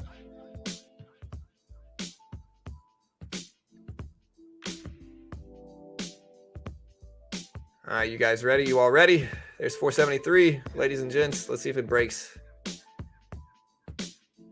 30 seconds. Hit the live button next to the play button. Make sure you're fully caught up on stream. All right, so you want to make sure your live button is red next to the play button. If it's not red, it's gray. That means you're delayed. Make sure this is red. All right, again, 15 seconds. Yeah, it's after hours, bro. It's after hours for sure. All right, we got almost 3,100 people here. So like I said, subscribe if you haven't yet. We appreciate it. All right, there's the 420 number. Okay, so that's when the scheduled release was right now. But again, Nvidia has historically been late. I've seen them. They are late sometimes with earnings. And it looks like today they might be a little bit late as well, because generally right at the dot, we get big volatility, and I'm not seeing that yet. And so the earnings are not out yet. And again, trust me, I don't mind them being late. If I'm being like completely transparent here, the longer we wait, the larger my views grow as in anticipation of this. Because like right now we got over 3,100, we got almost 3,200 people. And the longer, oh, there they go. All right, they're out. All right, so there's the pop. It popped all the way to 498. $500 just broke. 501, 502 right now. Nvidia did release their numbers. Nvidia numbers are out. It just tapped over 500. It's at 505 right now, 508. Right now, Nvidia posted $2.48 EPS, and that was versus 209 estimates. That's the highest EPS value they've ever shown quarterly, and they just went up to 508. They're now back down to 500. Remember what I said could happen here at that $500 level, guys. Remember what I said. Let's see. Remember what I said. If you didn't hear me, what I said was psychological levels can sometimes move up and tap it. And then once you hit those levels, there's so much profit taking that can happen at those levels that you get moves up to it where it taps those psychological levels, in this case $500, and then breakdowns. So yeah, sales came in at 13.51 billion. So 13.51 billion versus the 11.2 billion estimate. So again, they beat crazy big on EPS, crazy big on sales. I'm showing 270 on some reports. So I'm showing 270 on some reports. They also guided as well to revenue of 16 billion plus or minus 2% versus 12.4 billion estimates. So they absolutely destroyed earnings today. They did way better than expected on EPS, revenue, and guidance. We'll put all this number up on screen here. That's all the numbers right there. Again, they guided better. They had better EPS value. They also had better than expected revenue values as well. So again, they did really, really good here. Really, really good. And again, we went up to that psychological level of 500 and we tapped it, and now we are coming back down. Yeah, it definitely doesn't help inflation, but it's certainly good for tech, especially with the market falling like it has over the last like 3 weeks. Yeah, Microsoft, there's a lot of sympathy AI plays. Watch Microsoft, watch Meta, watch the NASDAQ in general, watch Google. They're all related, and they're all probably going to get some influence over this. Microsoft surging up 331s on Microsoft. Again, Nvidia back over 500, straddling that $500 level. And Amazon up to 136. Yeah, Microsoft up to 331s. Meta up to 297. So, yeah, tech is flying up in sympathy from this. Yeah, AMD all the way up to 113s. Right now, which is not really the highs. I think AMD's got highs of like 130s earlier this year. But yeah, and again, this is a really good earnings report for Nvidia. Really good earnings report. It had better than expected EPS, better than expected sales, better than expected guidance. And the thing to understand here is that like I see a lot of influencers telling people the market's going to crash from this. You know, usually the same influencers are saying the market's going to crash over every economic and major release. And you got to understand how traders sensationalize the market in order to get attention. But this doesn't look like a crash in my eyes, to be honest. I saw a lot of people making videos about how Nvidia is going to crash the market. It's one thing to question whether it could happen. And I told you guys it could certainly happen if Nvidia dropped big numbers. But there's a difference between saying it could and then saying it will. And again, this is a really good earnings report, man. They did better than expected on EPS, way better percentage-wise than expected. Again, they expected 207. They ended up showing 270. Sales came in way better at 13.5 billion versus 11.2 billion expected. They guided better than expected by a pretty big margin. They expected for guidance in the third quarter 12.4 bill in revenue. They ended up showing 16 billion plus or minus 2%, and they're breaking highs right now. They're up to 511s.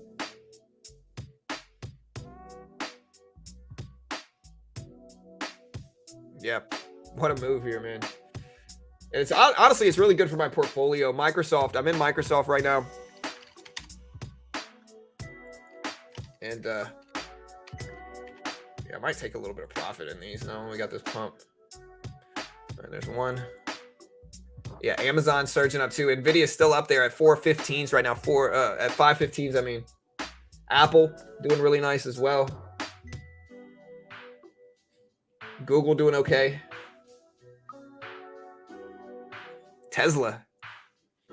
Yeah, look at the Q. Q up to 370s. I mean, again, 444s. We're right back to where we were on a lot of this stuff. Here's Tesla. Tesla up to 242s, man. Wow. Amazon up to 137s. So again, let's see if we hold $500. Again, we're going to stream the full earnings call live here in about 30 minutes as well. So stick around. Again, we're going to stream the whole earnings call live here also. So stay with us. We're gonna stream the full earnings call.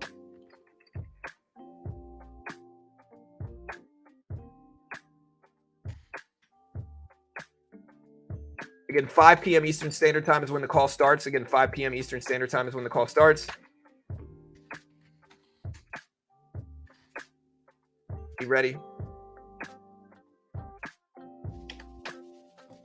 Nvidia pulling all the way back down to 500.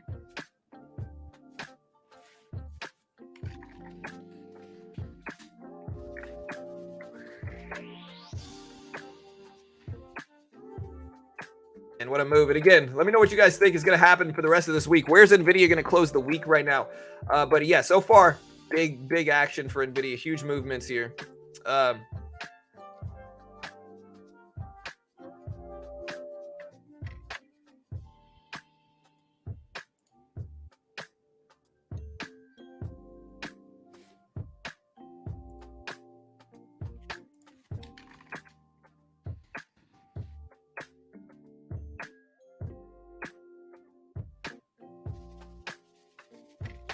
Yeah, what a big move here. Bouncing right at that $500 level. Tesla's starting to come right back down. Again, huge movement here. How you guys doing? You guys red or green today? I'm going to end this poll. Vote on the new poll that we're going to put out right now, guys. So again, we're going to put out this new poll. Again, we got about 2,300 votes here. 54% said they're going to beat. The real question is, does Nvidia break 550 this week? That's what we're going to ask here. Does Nvidia break 550 in price this week? We got Jackson Hole tomorrow. Again, we got Jackson Hole tomorrow. Vote on that poll. That poll is now live as well.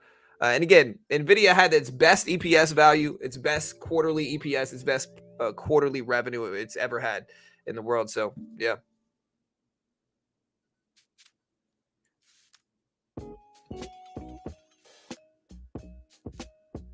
Yeah, and again, guys, I mean, listen, it's fine to be bearish. Like, I understand being bearish. I really do.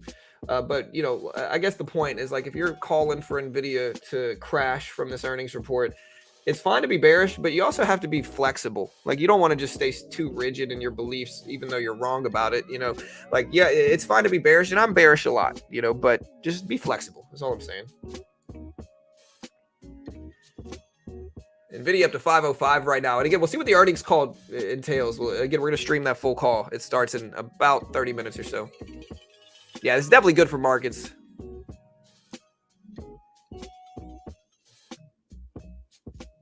No, yeah, sorry. Jackson Hole actually starts tomorrow, fireworks. So Jackson Hole actually starts tomorrow, but Jerome Powell is not going to speak until Friday. So it's going to be tomorrow and Friday.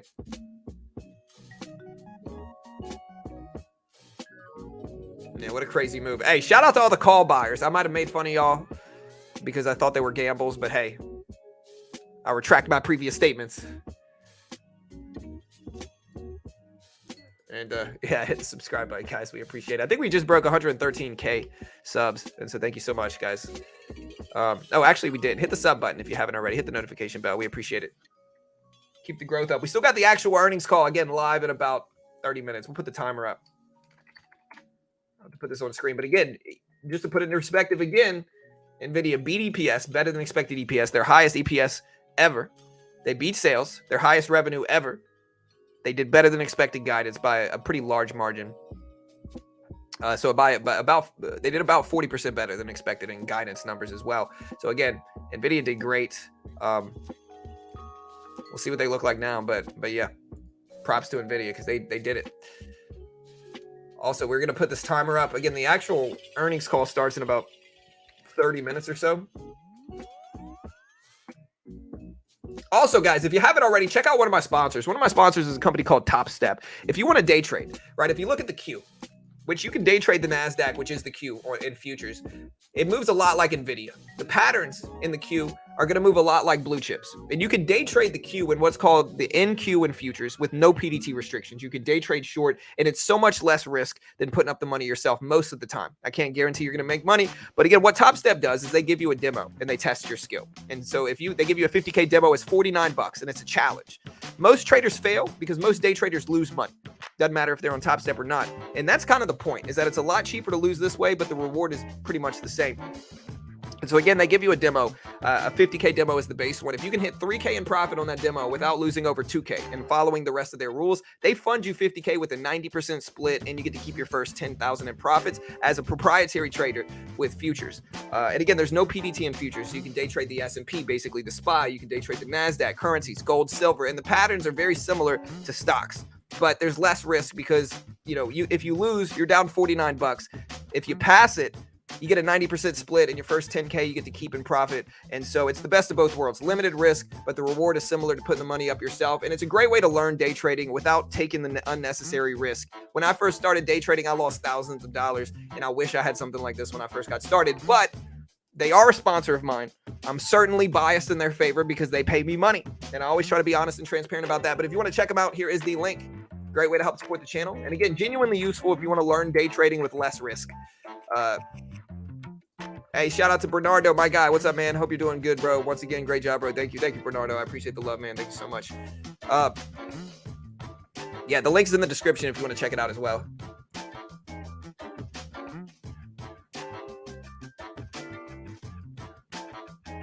All right, guys, Amazon up to 137s. Again, Tesla's still pushing too. There's the Q, though. We did pretty good trading futures today. Again, here's our graph.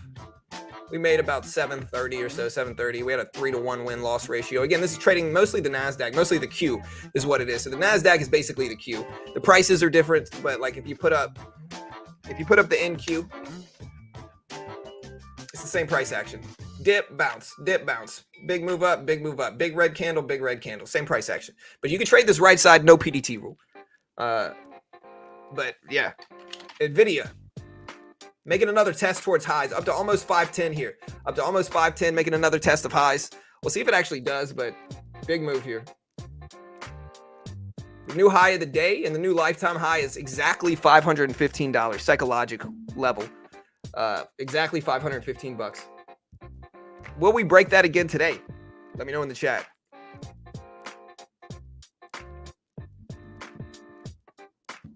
Nvidia announced another 25 billion buyback program. Again, their second quarter gaming revenue was up 11%. We're going to start listing this in chat.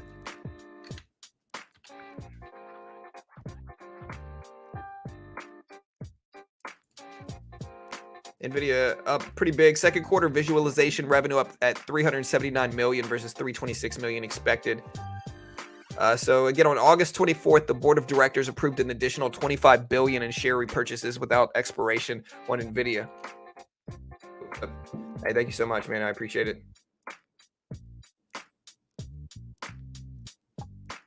What is the app you talked about? So the app I talked about is called Top Step. The link is in the description. You can get like 70% off if you use my link in the description. The symbol. So like basically in futures, you trade symbols just like stocks. The symbol I'm talking about is the NQ. Right now on Top Step, it rolls over every quarter. But right now the symbol is NQU3. NQU3 is the new symbol. It's what I traded on today. The SPY symbol of the S&P 500 futures contract. Again, if you don't understand futures, and again, the actual earnings call is going to be streamed live right here in about 25 minutes. So stick around, guys. 25 minutes.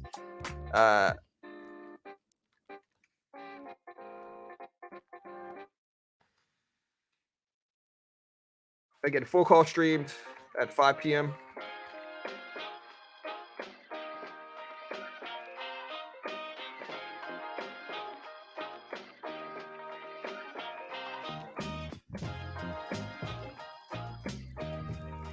All right. Again, full call streamed here at 5 p.m.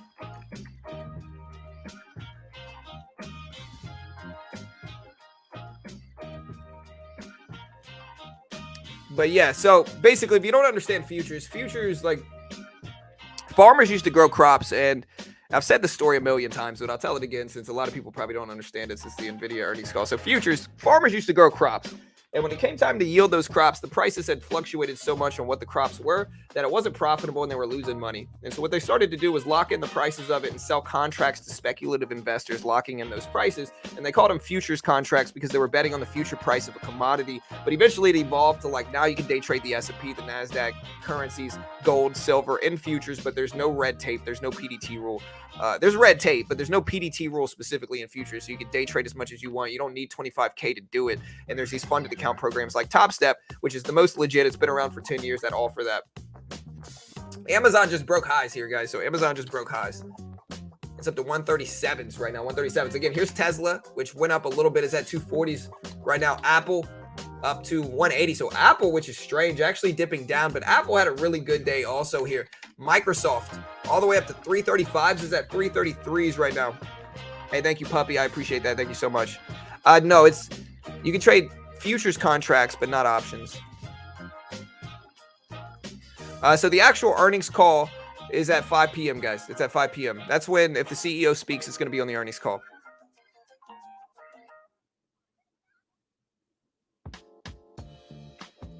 Two smashing Vegas. I've passed two of them so far, and those were both in the last month or so. I passed another one a couple days ago. I'll probably pass another one tomorrow. You can have up to 3, and I'd like 3 of them so I could really start taking risks. And if I lose one, it's not the end of the world.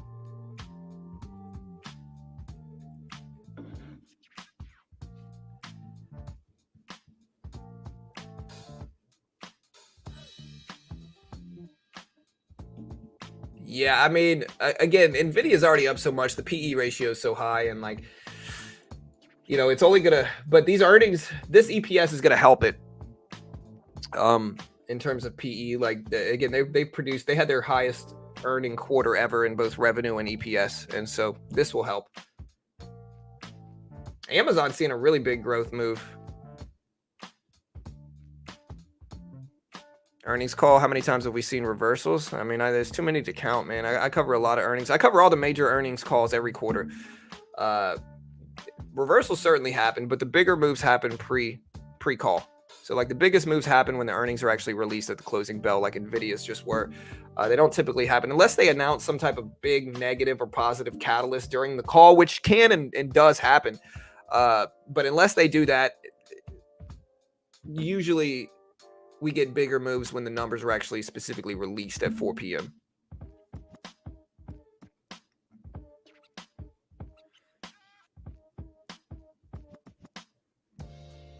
Yeah, I mean, Top Step's great. They are a sponsor of mine, of course. And again, I'm biased. I always try to, never stop saying that because I always try to be transparent. But it really is genuinely useful in my personal opinion because it limits traders' risks. I think most traders are going to lose just because most day traders lose. It doesn't matter where they go. It's a lot cheaper to lose on Top Step. You still have some pressure to succeed, so you still learn how to trade under pressure. And if you're good enough, you can get funded. But if you're not good enough, which is going to be most people because most traders lose, most day traders lose, 95% of people lose, you're going to lose much less in that situation, most likely, than you would be putting up thousands of dollars yourself. And in that regard, it's incredibly useful. You just have to look at it the right way. You got a bunch of people who lose money at it and get frustrated and then blame Top Step or whatever it is, when really they're just frustrated they lost. And again, not everybody's going to win, of course. It's about having reasonable expectations, I think.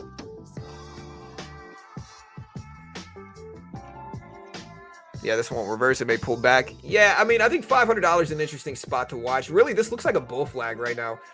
So if we look at the flag pattern here, again, it looks like a bull flag. Like that looks like a bull flag to me, but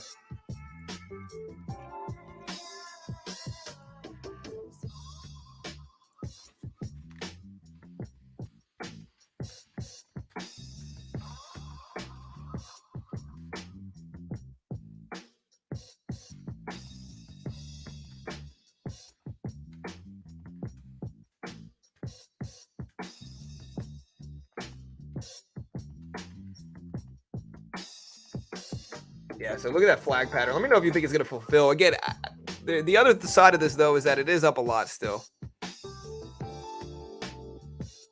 Someone to blame other than myself sounds perfect. Hey.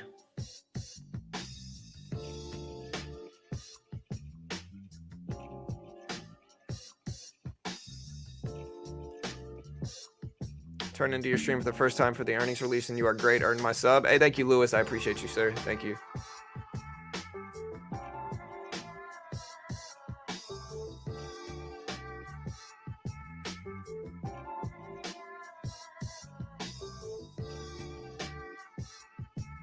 Yeah, tomorrow's a crazy day with Ape and AMC. Yeah, so yeah, I mean, Jessica, I'm okay with short traders. You can short anything intraday, and I mostly make my money shorting stocks intraday as well. I think if you short stuff long term, especially large blue chip companies, you're betting against the biggest long term edge you ever have in the market, which is that over time the markets are going to go up for a lot of different reasons, specifically in blue chips, not penny stocks or mid caps, but blue chips are going to go up over time, most likely. And so trying to short long term, I think, is kind of a sucker's bet. But yeah, you're welcome here if you short, especially intraday, because I short every day intraday, pun intended, I guess. Like I short every day when I'm day trading.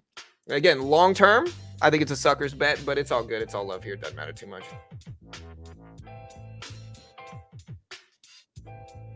Hey, thank you, Gordon. I appreciate it. Thank you so much.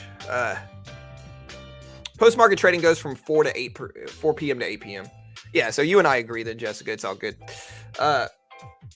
Again, we're at 137.50s for Amazon. Again, Nvidia is still surging up. Look at this range here, and look at the top of the range right at 515s. We'll see if it holds.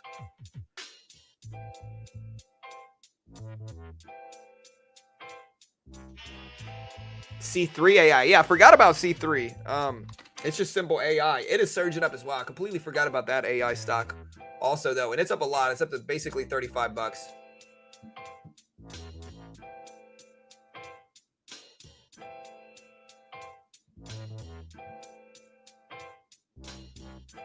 Always beautiful work. Hey, thank you so much, man. Thank you, Thomas. All right, guys, 18 minutes until the actual earnings call. 18 minutes. I have no idea, Kryptonite. What, according to me, would be the final price of this stock? Listen, brother, I don't have a crystal ball, man. I have no idea what Nvidia is going to be priced at. I don't know if it's going to go up, down, or sideways. Nobody does, and anybody that claims to is usually just trying to sell you something, brother. I mean, we can make predictions off of it in terms of range, but I have no idea, man. We could hit 550 for tomorrow. We could hit 450 too. I don't know. I think we'll probably hold, though. Again, this earnings report is pretty solid. It's really good. Again, best EPS they've ever had, best revenue they've ever had, good guidance, way better than expected guidance by like 30 or 40%. It was just a good earnings report. The call will be interesting if they report any big news, and that could always change. But AI stocks are running right now, and for good reason. I mean, this is really big for AI. The big story of markets was would, again, a lot of these AI stocks have had big increases in price relative to the earnings they're bringing in. And so with those big increases, a lot of people were speculating, including myself, that if Nvidia did not come up to par with in terms of what their results were, that we could see some big pullbacks or big drops in markets. But that's not what we got at all. Again, we did way better than expected for everything, including guidance, which is one of the key metrics. So yeah, I think it'll probably hold most of it. It might not hold all of it, though, but who knows?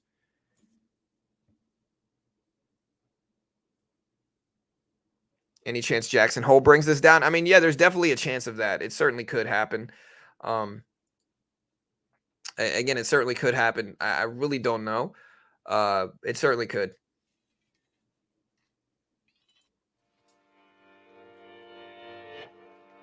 Yeah, I'm looking at like the NASDAQ, the Q. All right, we're up to 372.50s on the Q. So the Q is looking really strong as well. Q broke highs not too long ago, and it's mostly being pulled up by tech right now. Again, Q broke the daily highs up to 372.60 or so.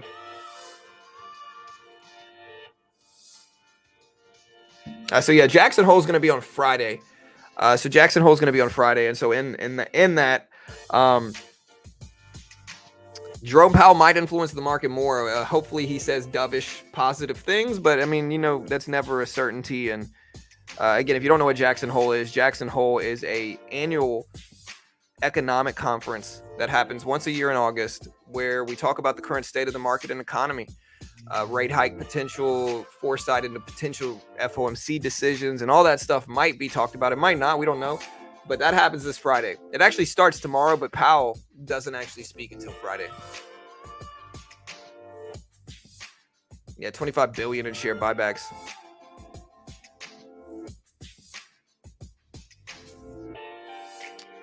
When does Top Step allow us to trade again? What do you mean?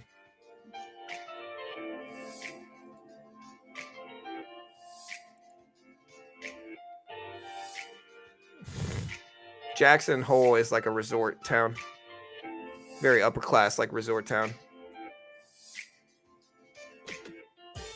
Yeah, AMD is probably pumping up with this. AMD is the only other like chip maker that's almost to the level Nvidia is. I mean, it's about 3x smaller than Nvidia, but it's up there. It's still pretty big. There's nothing else really in comparison regarding chips to Nvidia. Glad I sold my SOXS trade.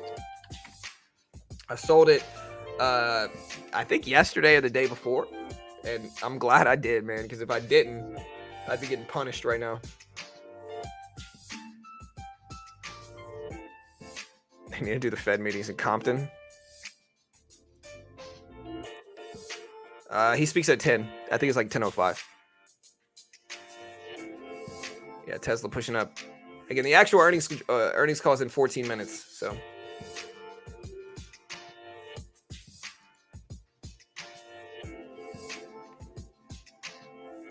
again, hit the sub button. We need 13 subs to break 113K.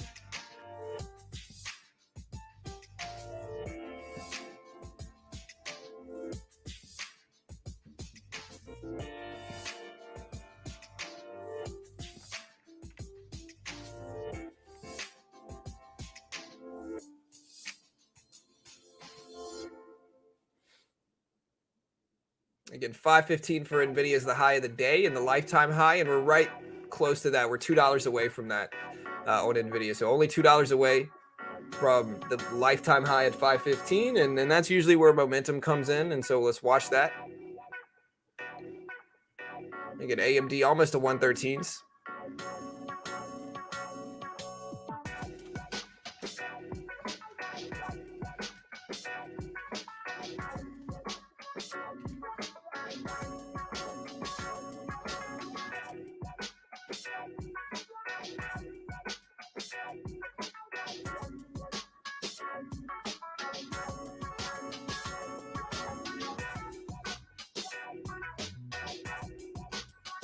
It's early. There's no way he'd slam the market with bad news. I don't think he really cares that much about the market. I think he cares about the economy, and he doesn't want a market crash under his watch.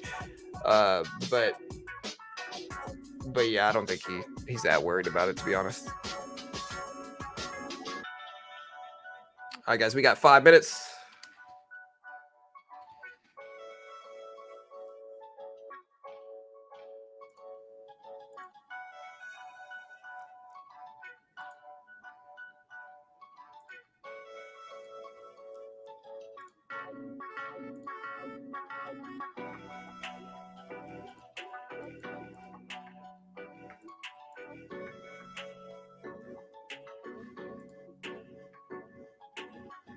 All right, still under 515. AMD just tested that high. It did actually break it. The high is 113. And so AMD just tested that high, but it didn't actually break it.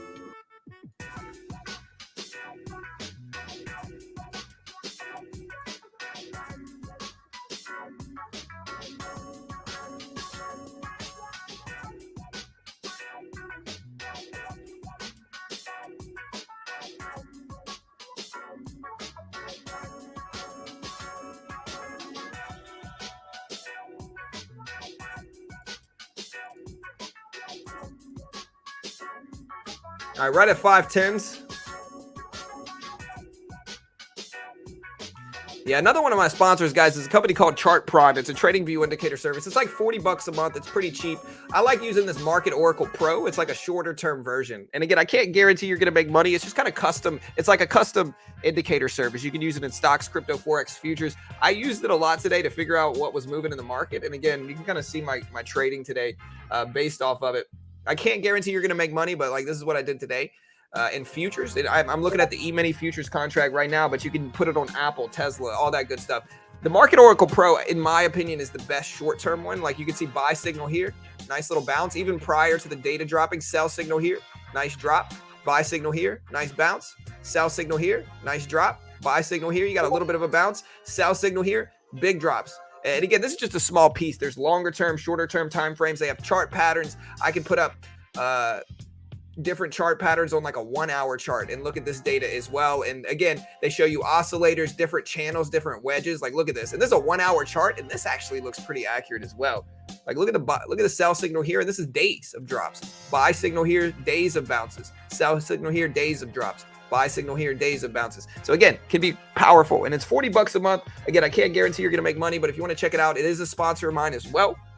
But again, I'm very biased in their favor, of course, because they pay me money. But still useful. Check it out here.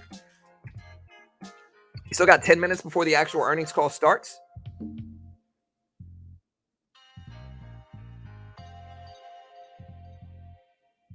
We're going to see Tesla's Cybertruck on the road pretty soon. I don't know, man. I hope so. Too expensive for regular investors. Well, if you're investing, it doesn't matter, though. Like, okay, investing is different. Like, if you're swing trading, sure, argument. If you are day trading, sure, can be an argument. If you're investing, in 5 years, everything's going to be higher than where it is now, regardless of where it's at right now, for the most part, at least in blue chip territory. Now, maybe we're extended. There's also a possibility that Nvidia is lower in the next 5 years, but I think it's certainly not the highest probability thing in the world. A large majority of blue chip companies are going to be much higher in 5 to 10 years. The S&P gains on average 6 to 12% yearly, or on average every year. And so what that means is that on good years, it's going to push up way more than 6 to 12%, because that's including crash statistics as well. So it's like the market's going to move up long for the most part. Now, it's never 100%. Nothing's ever 100%, but it's very highly probable. And so in that regard, if you're investing, again, investors don't really current price, as long as you're DCAing into stuff like that, shouldn't matter too much. But again, maybe I'm wrong. And again, if there's an argument against that, I'm open to hearing it in chat. But I think most of these blue chip companies like Apple, Amazon, Disney, Google, Microsoft, Walmart, Target, most of these companies are going to be higher than where they are now in 5 years. I guess it depends on what you're going to consider an investment versus like a trade. If you're considering an investment a year or less, maybe there's an argument there. If you're considering it 5 years or over 2 or 3 years, then it's pretty skewed against shorts long-term in blue chips. But again, everybody's different. The problem with like Michael Burry and the Big Short is that it convinced a lot of traders to bet against the biggest statistical edge the market ever has. Everybody weighs on everything Michael Burry says, but like he's bet the market was going to crash like 20 times since the Big Short in 2008. And so even if he gets it right, he's still pretty low probability. He's pretty low percentage accuracy there. But like he's talked a bunch of retail traders into betting against the biggest statistical edge the market ever gives you. And it's not me saying this. I'm gauging it by a century of statistics in the S&P 500 and the NASDAQ. Yet everybody thinks it's more profitable. Everybody wants to bet against the market now. And again, I'm not saying it might not crash. I don't know. It certainly could crash. Okay. But I'm not taking that bet.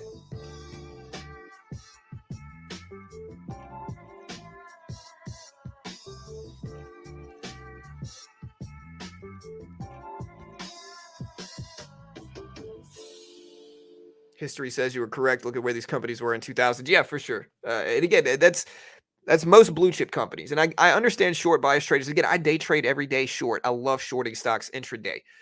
Specifically the E-mini. Like I love shorting the S&P 500 intraday. Like that's what I do. That's my favorite thing. That's what I do most of the time is shorting. I'd much rather a bearish trend than a bullish trend intraday. But the more you zoom out, the less edge that the short side gives you, and the more edge the long side gives you, statistical edge over a long period of time.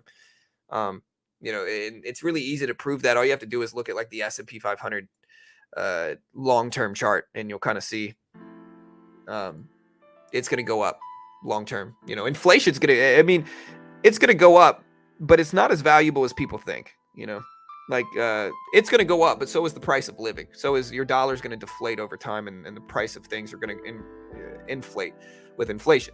And so, yeah, prices are going to go up, but if you bet 100K today, in 10 years, that 100K turns into 260, whatever, 264,000, $264,000. While it's going to be about the equivalent in terms of buying power of 100K. So, you break even long term, but it keeps up with inflation. And that's the point of investing. That's the point of buying gold. Point of buying real estate is to keep up with that inflation. Amazon trying to hold it at 137. So let's see if it does. Again, an interesting one that dropped today from this release is Apple. Apple's not really down a lot. It's kind of sideways, but it didn't move up, but it was up a lot already intraday today. So 5 minutes, guys, 5 minutes. Yeah, we're going to stream tomorrow.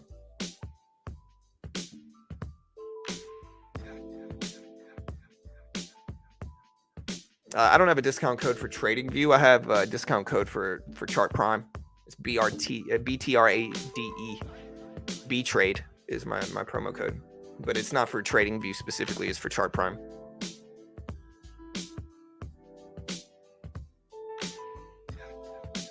Yeah, Bitcoin's interesting too.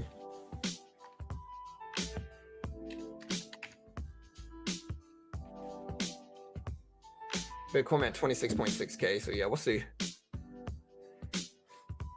All right, guys, we got 3.5 minutes. 3.5 minutes. Yeah, I'm gonna switch my headphones out because AirPods can't hold a charge very long. Did they ever come out with some new AirPods that can hold charges longer? I'd love an AirPod set that can hold a charge for 6 hours. Maybe I'm just being spoiled here with my headphones, but you know, I got these Bose headphones like 5 years ago as a gift, and these things charge for 7 hours or more. And so I like AirPods. They're comfortable and they're easier, but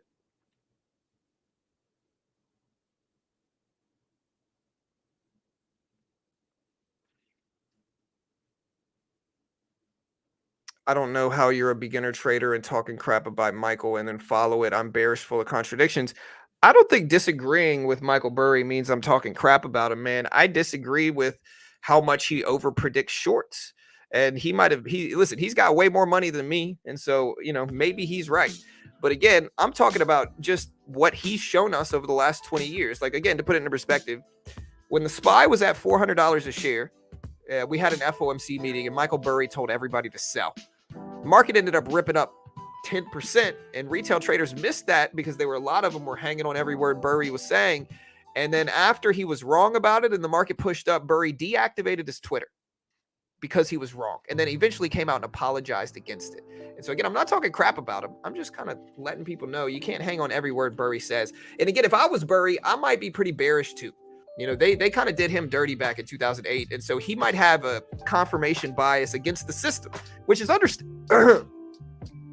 which is understandable. It doesn't mean he's right though. Like just because he has a confirmation bias doesn't mean he's right. He wants to confirm what he wants to happen. And so again, I'm not talking smack about him. I just think that he overpredicts crashes. And I think that's true objectively if you look at how many times he's predicted to crash versus how many times we've actually crashed over the last 20 years. That's objectively true. But hey, it's all good. All right, guys, earnings call is going to start about a minute and a half.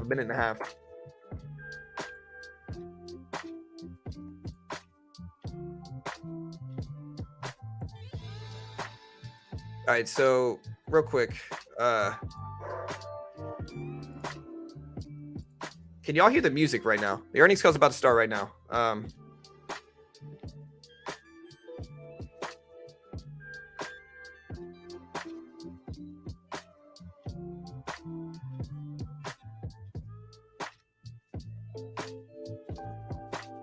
Burry said it was wrong last time. Yeah, it's all good. Like I said, he's got way more money than me. I can't really talk. But I disagree with how much he predicts crashes. Hey, can y'all hear the music? Let me do a sound check. Okay, cool. Good.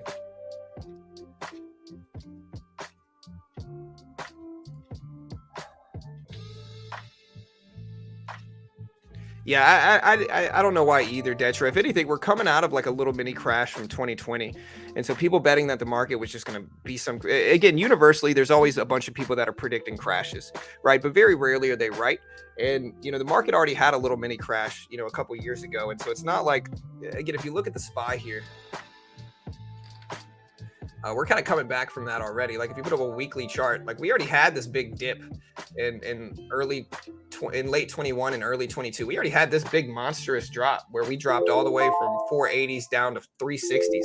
So we already had a pretty big plunge down, and we're still kind of on the rebound from that. Hold on one second. Let me mute this and make sure the earnings call is about to start. All right, so nothing's started yet. Let me exit out the music here. But yeah, my point is like we're kind of already had a little mini crash. I'm not saying we're going to continue or we're not going to get another one again. I really don't know. I just see how much people overpredict crashes in my chat. And again, if we look at what they've said over the last few years, they've been wildly wrong. So that's all I know.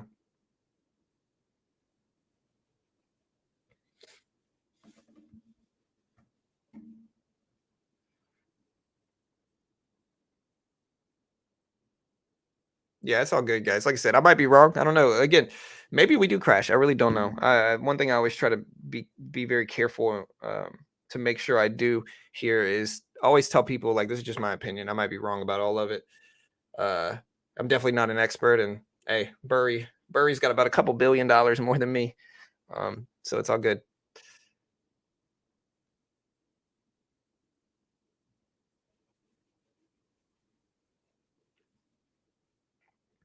All right, so yeah, we're waiting for the call. It hasn't started yet. They're a little bit late. One thing you'll see though is you'll see the big banks say, "Oh no, we're going to crash. Oh no, we're going to crash," and so retail gets out of the big positions that they're in. And then over the last year, we've run up huge amounts, right? And who do you think's making money from this? The big banks that told everybody the market was going to crash. Yet retail traders consistently defend it. My name is David, and I'll be your conference operator today. Sound At this check. time, I'd like to welcome everyone to Nvidia's second quarter earnings call. Today's conference is being recorded. All lines have been placed on mute to prevent any background noise. After the speaker's remarks, there'll be a question and answer session. If you'd like to ask a question during this time, simply press the star key followed by the number 1 on your telephone keypad. If you'd like to withdraw your question, press star 1 once again. Thank you. Simona Jankowski, you may begin your conference. Thank you. Good afternoon, everyone, and welcome to NVIDIA's conference call for the second quarter of fiscal 2024.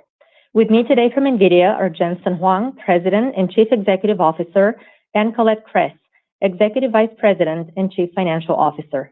I'd like to remind you that our call is being webcast live on NVIDIA's Investor Relations website. The webcast will be available for replay until the conference call to discuss our financial results for the third quarter of fiscal 2024.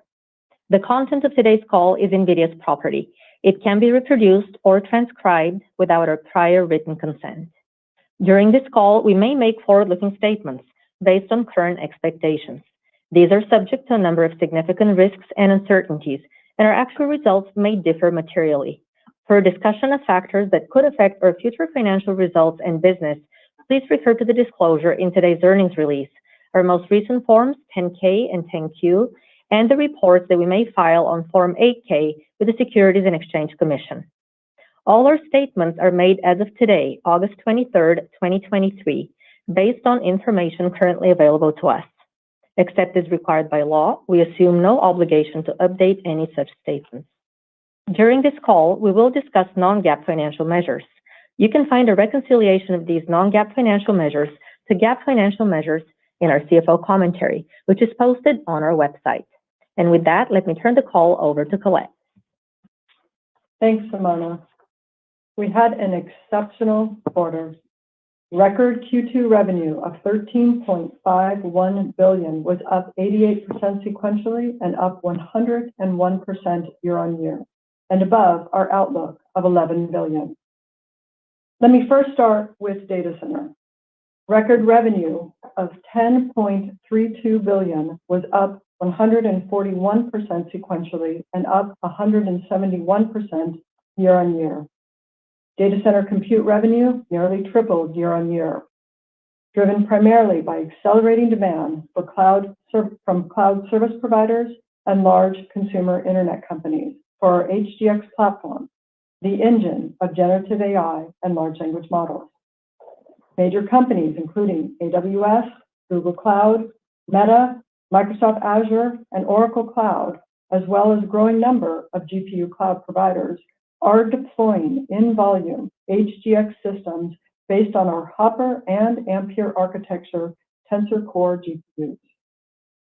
Networking revenue almost doubled year-on-year, driven by our end-to-end InfiniBand networking platform, the gold standard for AI. There is tremendous demand for NVIDIA accelerated computing and AI platforms. Our supply partners have been exceptional in ramping capacity to support our needs. Our data center supply chain, including HGX, with 35,000 parts and highly complex networking, has been built up over the past decade. We have also developed and qualified additional capacity and suppliers for key steps in the manufacturing process, such as CoWoS packaging. We expect supply to increase each quarter through next year. By geography, data center growth was strongest in the U.S. as customers direct their capital investments to AI and accelerated computing. China demand was within the historical range of 20 to 25% of our data center revenue, including compute and networking solutions. At this time, let me take a moment to address recent reports on the potential for increased regulations on our exports to China. We believe the current regulation is achieving the intended results. Given the strength of demand for our products worldwide, we do not anticipate that additional export restrictions on our data center GPUs, if adopted, would have an immediate material impact to our financial results. However, over the long term, restrictions prohibiting the sale of our data center GPUs to China, if implemented, will result in a permanent loss of an opportunity for the U.S. industry to compete and lead in one of the world's largest markets. Our cloud service providers drove exceptional strong demand for HGX systems in the quarter as they undertake a generational transition to upgrade their data center infrastructure for the new era of accelerated computing and AI. The Nvidia HGX platform is culminating of nearly 2 decades of full stack innovation across silicon, systems, interconnects, networking, software, and algorithms. Instances powered by the Nvidia H100 Tensor Core GPUs are now generally available at AWS, Microsoft Azure, and several GPU cloud providers, with others on the way shortly. Consumer internet companies also drove the very strong demand. Their investments in data center infrastructure purpose-built for AI are already generating significant returns. For example, Meta recently highlighted that since launching Reels and AI recommendations have driven a more than 24% increase in time spent on Instagram. Enterprises are also racing to deploy generative AI, driving strong consumption of NVIDIA-powered instances in the cloud, as well as demand for on-premise infrastructure. Whether we serve customers in the cloud or on-prem, through partners or direct, their applications can run seamlessly on NVIDIA AI enterprise software with access to our acceleration libraries, pre-trained models, and APIs.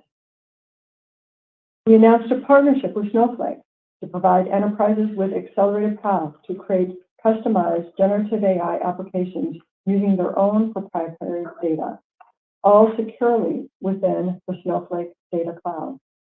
With the NVIDIA NeMo platform for developing large language models, enterprises will be able to make custom LLMs for advanced AI services, including chatbots, search, and summarization, right from the Snowflake Data Cloud. Virtually every industry can benefit from generative AI. For example, AI co-pilots, such as those just announced by Microsoft, can boost the productivity of over 1 billion office workers and tens of millions of software engineers. Millions of professionals in legal services, sales, customer support, and education will be available to leverage AI assistants trained in their field. AI co-pilots and assistants are set to create new multi-hundred billion-dollar market opportunities for our customers. We are seeing some of the earliest applications of generative AI in marketing, media, and entertainment.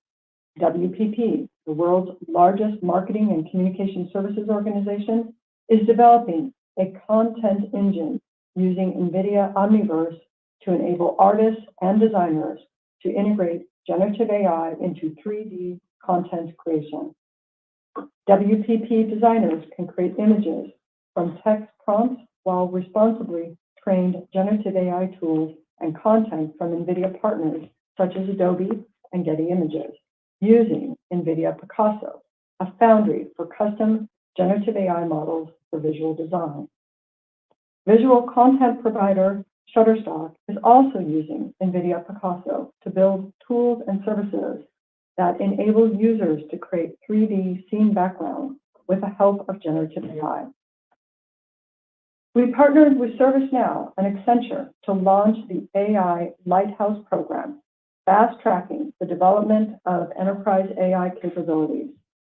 AI Lighthouse unites the ServiceNow Enterprise Automation Platform and engine with NVIDIA Accelerated Computing and with Accenture Consulting and Deployment Services. We are collaborating also with Hugging Face to simplify the creation of new and custom AI models for enterprises. Hugging Face will offer a new service for enterprises to train and tune advanced AI models powered by Nvidia DGX Cloud.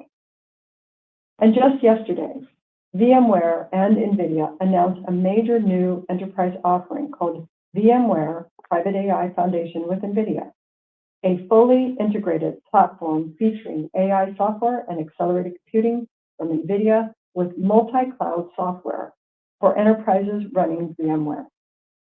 VMware's hundreds of thousands of enterprise customers will have access to the infrastructure, AI, and cloud management software needed to customize models and run generative AI applications, such as intelligent chatbots, assistants, search, and summarization. We also announced new NVIDIA AI Enterprise Ready servers, featuring the new NVIDIA L40S GPU, built for the industry standard data center server ecosystem, and BlueField-3 DPU data center infrastructure processor. L40S is not limited by CoWoS supply and is shipping to the world's leading server system makers. L40S is a universal data center processor designed for high volume data center scaling out to accelerate the most compute-intensive applications, including AI training and inferencing, 3D design and visualization, video processing, and NVIDIA Omniverse industrial visualization. NVIDIA AI Enterprise-ready servers are fully optimized for VMware Cloud Foundation and Private AI Foundation. Nearly 100 configurations of NVIDIA AI Enterprise-ready servers will soon be available from the world's leading enterprise IT computing companies, including Dell, HPE, and Lenovo. The GH200 Grace Hopper Superchip, which combines our ARM-based Grace CPU with Hopper GPU, entered full production and will be available this quarter in OEM servers. It is also shipping to multiple supercomputing customers, including Los Alamos National Lab and the Swiss National Computing Center. And NVIDIA and SoftBank are collaborating on a platform based on GH200 for generative AI and 5G, 6G applications. The second generation version of our Grace Hopper Superchip with the latest HBM3E memory will be available in Q2 of calendar 2024. We announced the DGX GH200, a new class of large memory AI supercomputer for giant AI language models, recommender systems, and data analytics. This is the first use of the new NVIDIA NVLink switch system, enabling all of its 256 Grace Hopper superchips to work together as one, a huge jump compared to our prior generation connecting just 8 GPUs over NVLink. DGX GH200 systems are expected to be available by the end of the year. Google Cloud, Meta, and Microsoft among the first to gain access.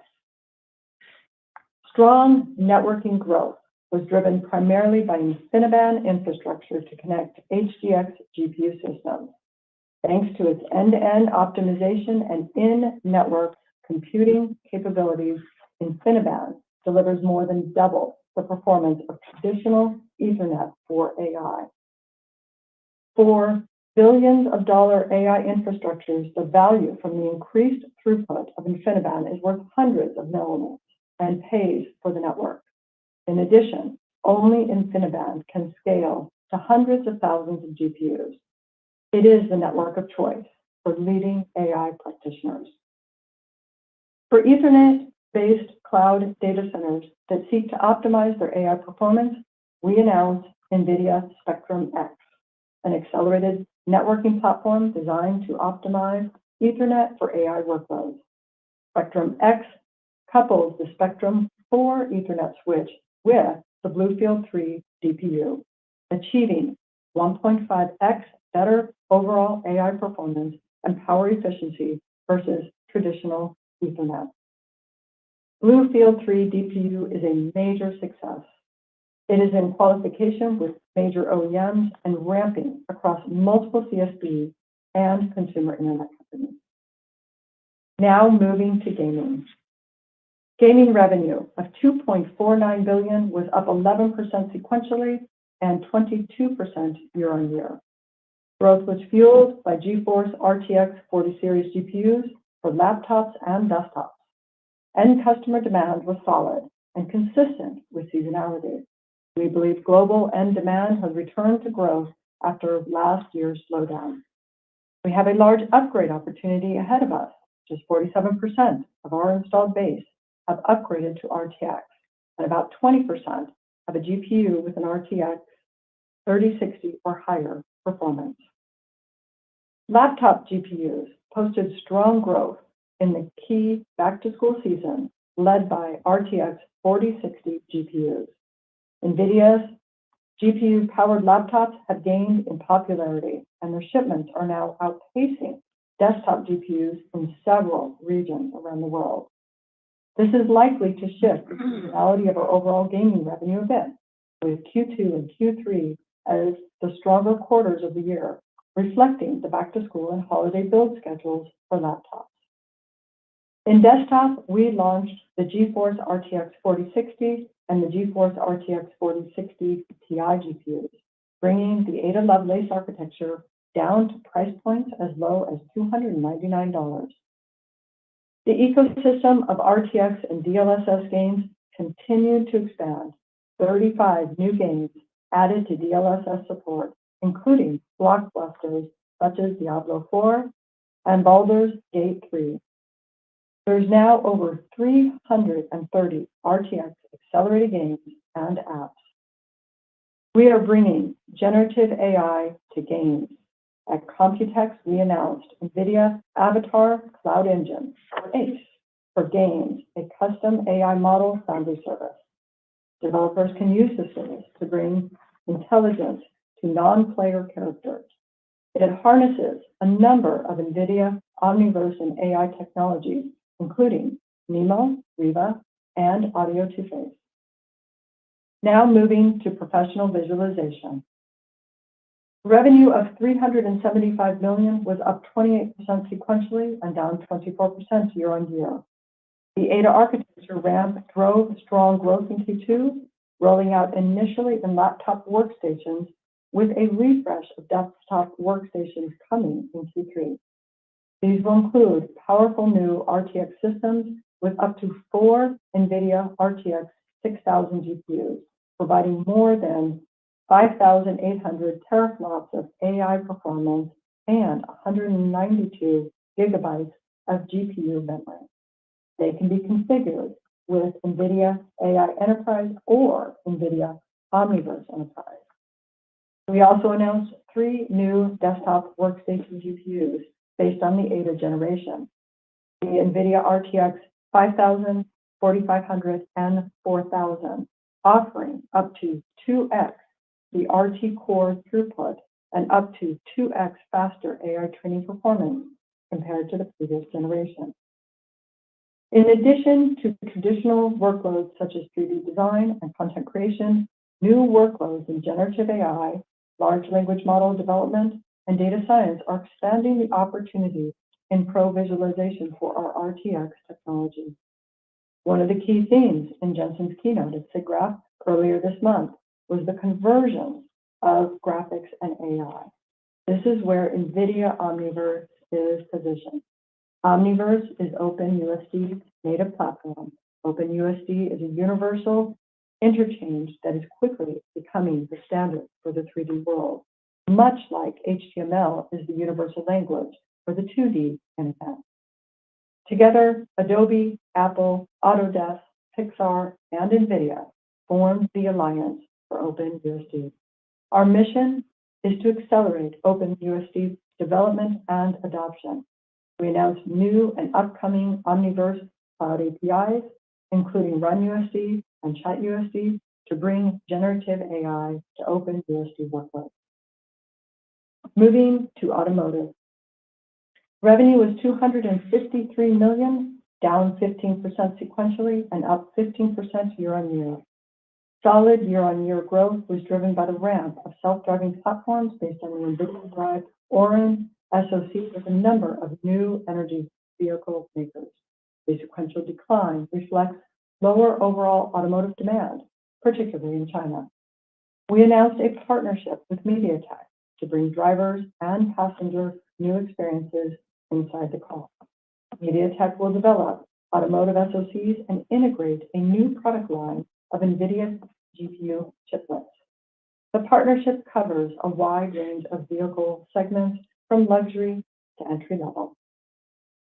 Moving to the rest of the P&L, GAAP gross margins expanded to 70.1% and non-GAAP gross margin to 71.2%, driven by higher data center sales. Our data center products include a significant amount of software and complexity, which is also helping drive our gross margins. Sequential GAAP operating expenses were up 6%, and non-GAAP operating expenses were up 5%, primarily reflecting increased compensation and benefits. We returned approximately $3.4 billion to shareholders in the form of share repurchases and cash dividends. Our board of directors has just approved an additional $25 billion in stock repurchases to add to our remaining $4 billion of authorization as of the end of Q2. Let me turn to the outlook for the third quarter of fiscal 2024. Demand for our data center platform for AI is tremendous and broad-based across industries and customers. Our demand visibility extends into next year. Our supply over the next several quarters will continue to ramp as we lower cycle times and work with our supply partners to add capacity. Additionally, the new L40S GPU will help address the growing demand for many types of workloads, from cloud to enterprise. For Q3, total revenue is expected to be $16 billion, plus or minus 2%.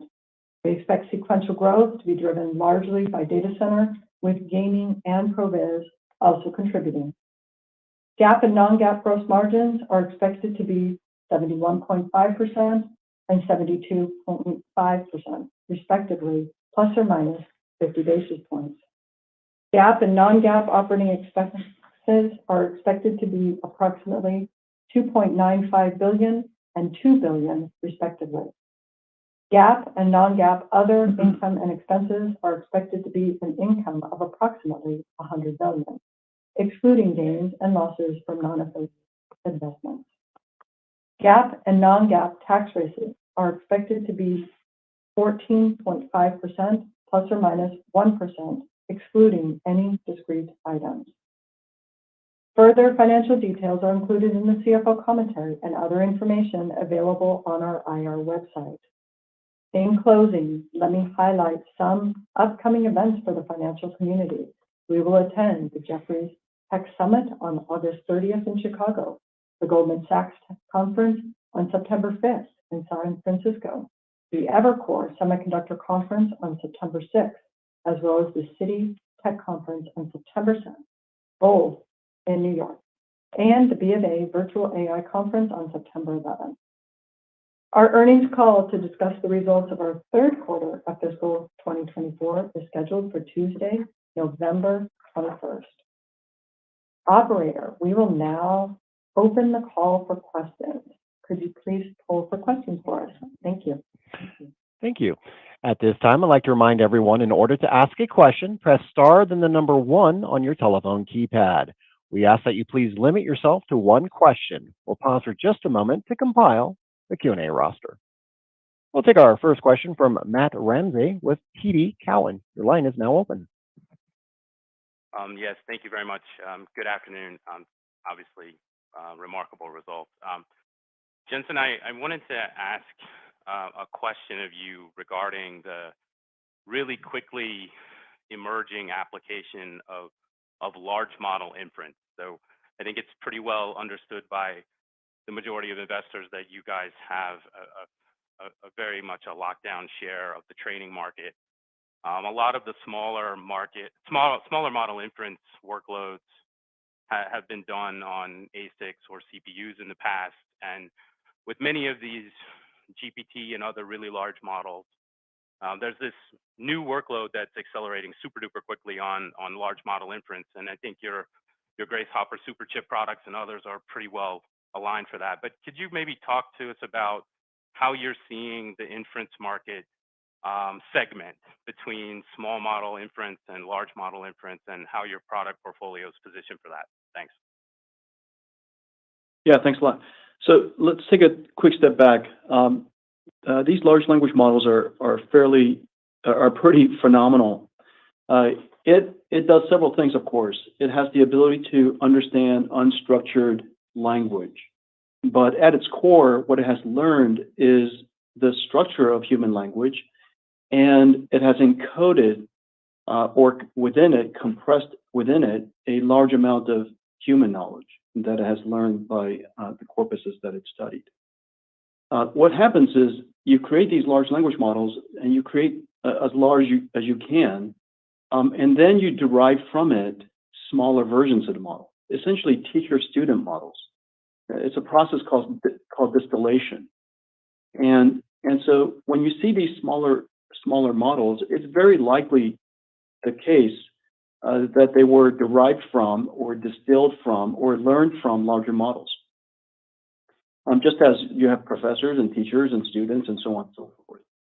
And you're going to see this going forward. And so you start from a very large model, and it has a large amount of generality and generalization and what's called zero-shot capability.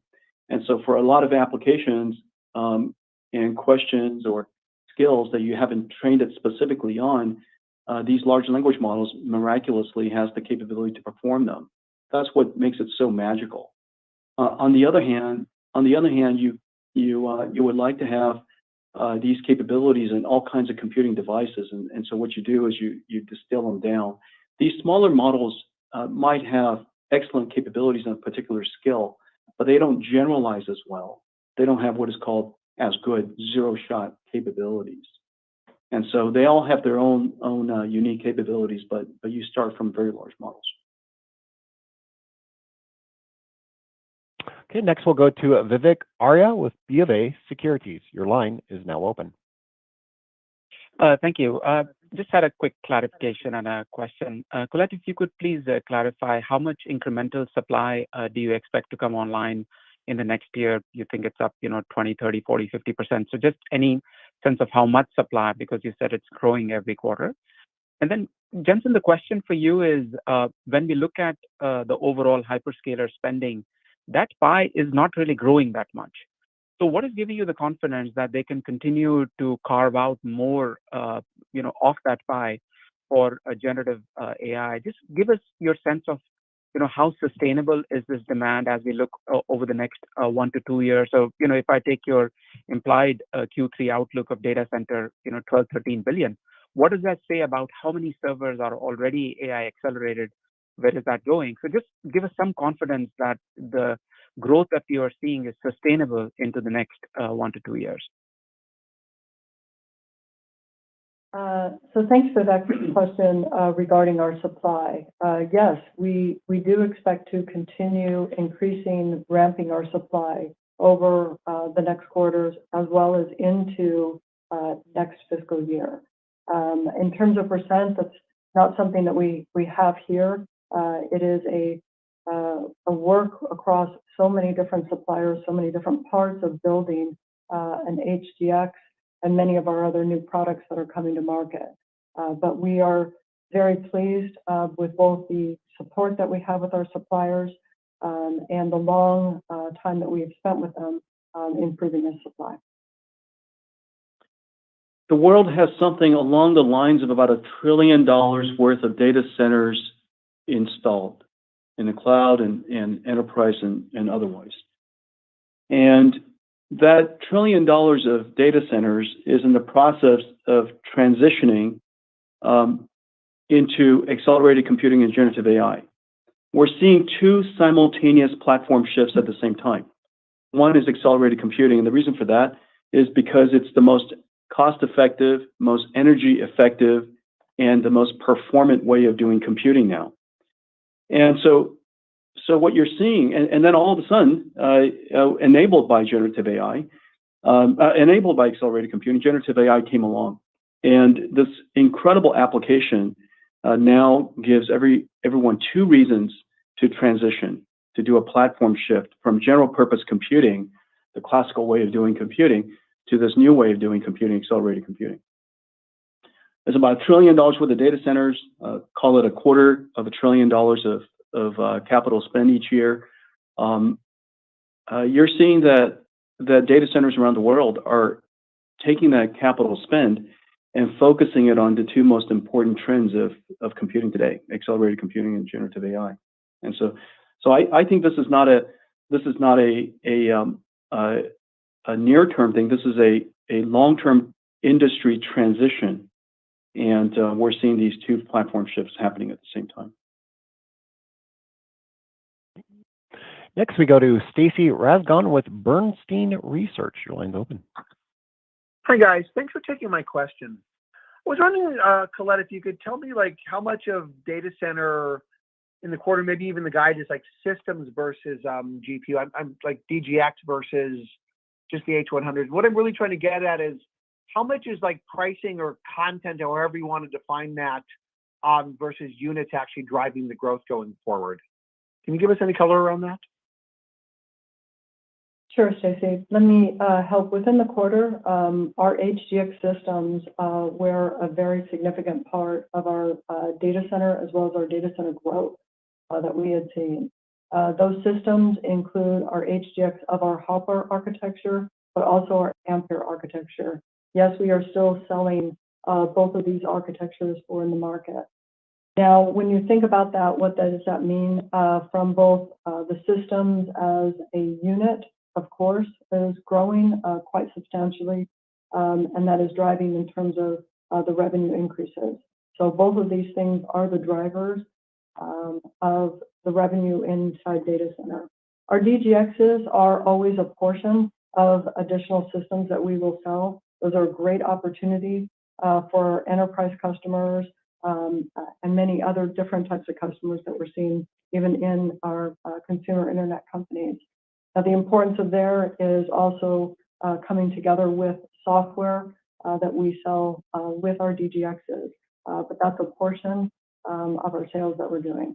The rest of the GPUs, we have new GPUs coming to market that we talk about, the L40S, and they will add continued growth going forward.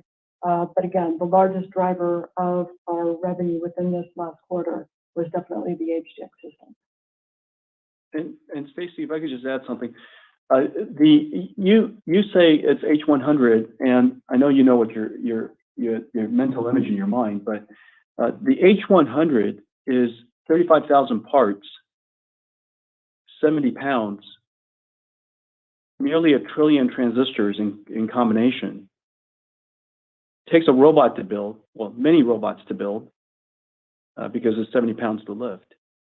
And it takes a supercomputer to test a supercomputer.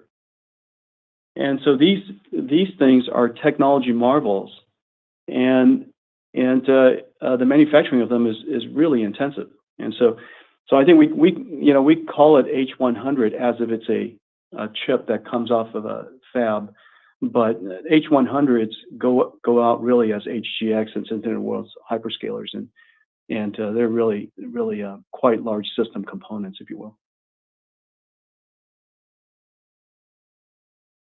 Next, we go to Mark Lipacis with Jefferies. Your line is now open. Hi, thanks for taking my question, and congrats on the success.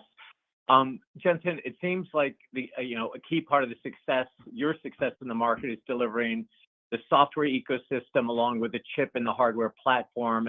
And I had a two-part question on this. I was wondering if you could just help us understand the evolution of your software ecosystem, the critical elements, and is there a way to quantify your lead on this dimension, like how many person years you've invested in building it? And then part two, I was wondering if you would care to share with us your view on what percentage of the value of the Nvidia platform is hardware differentiation versus software differentiation.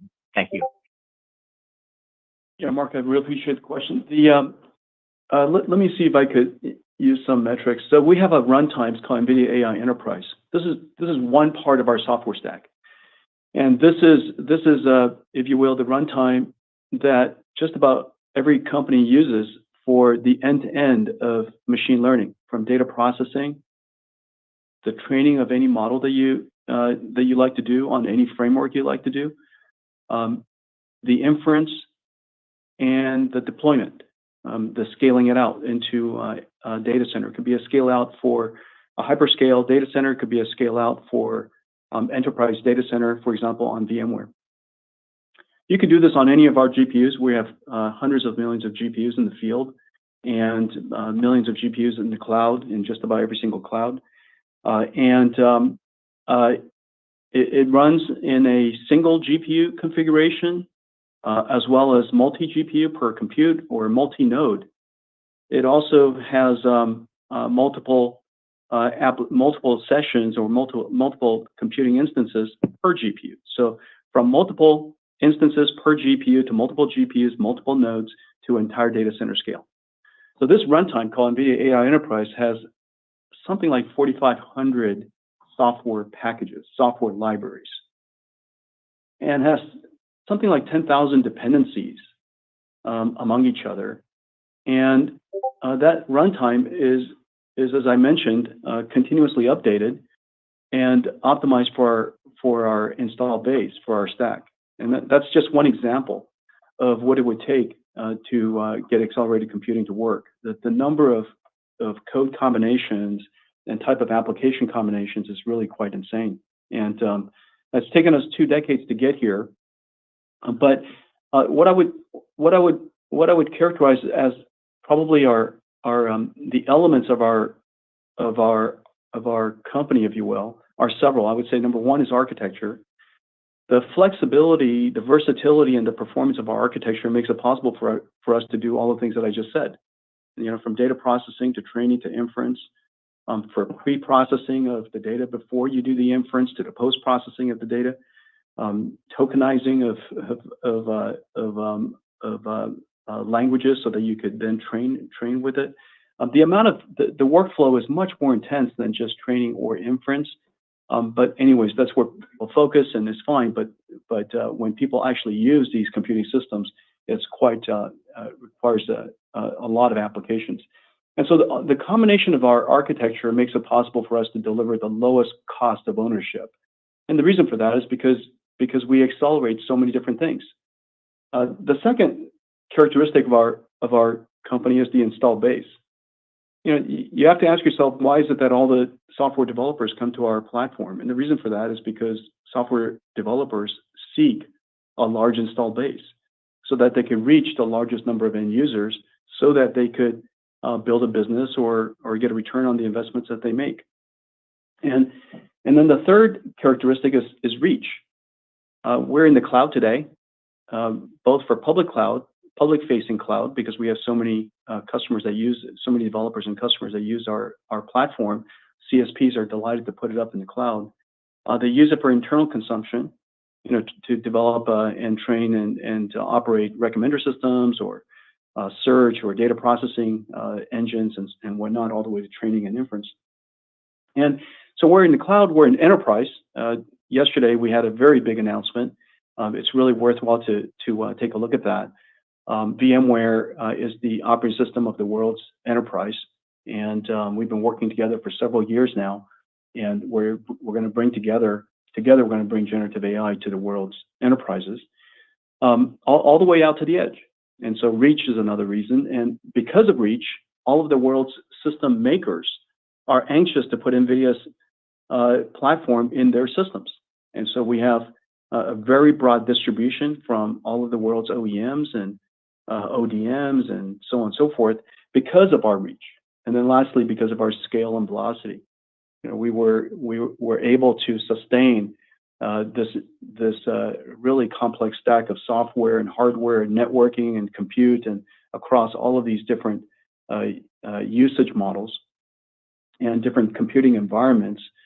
And we're able to do all this while accelerating the velocity of our engineering. It seems like we're introducing a new architecture every 2 years. Now we're introducing a new architecture, a new product just about every 6 months. And so these properties make it possible for the ecosystem to build their company and their business on top of us. And so those in combination makes us special. Next, we'll go to Atif Malik with Citi. Your line's open. Hi, thank you for taking my question and great job on the results and outlook. Colette, I have a question on the CoWoS-less L40S you guys talked about. Any idea how much of the supply tightness can L40S help with? And if you can talk about the incremental profitability or gross margin contribution from this product. Thank you. Yeah, Atif, let me take that for you.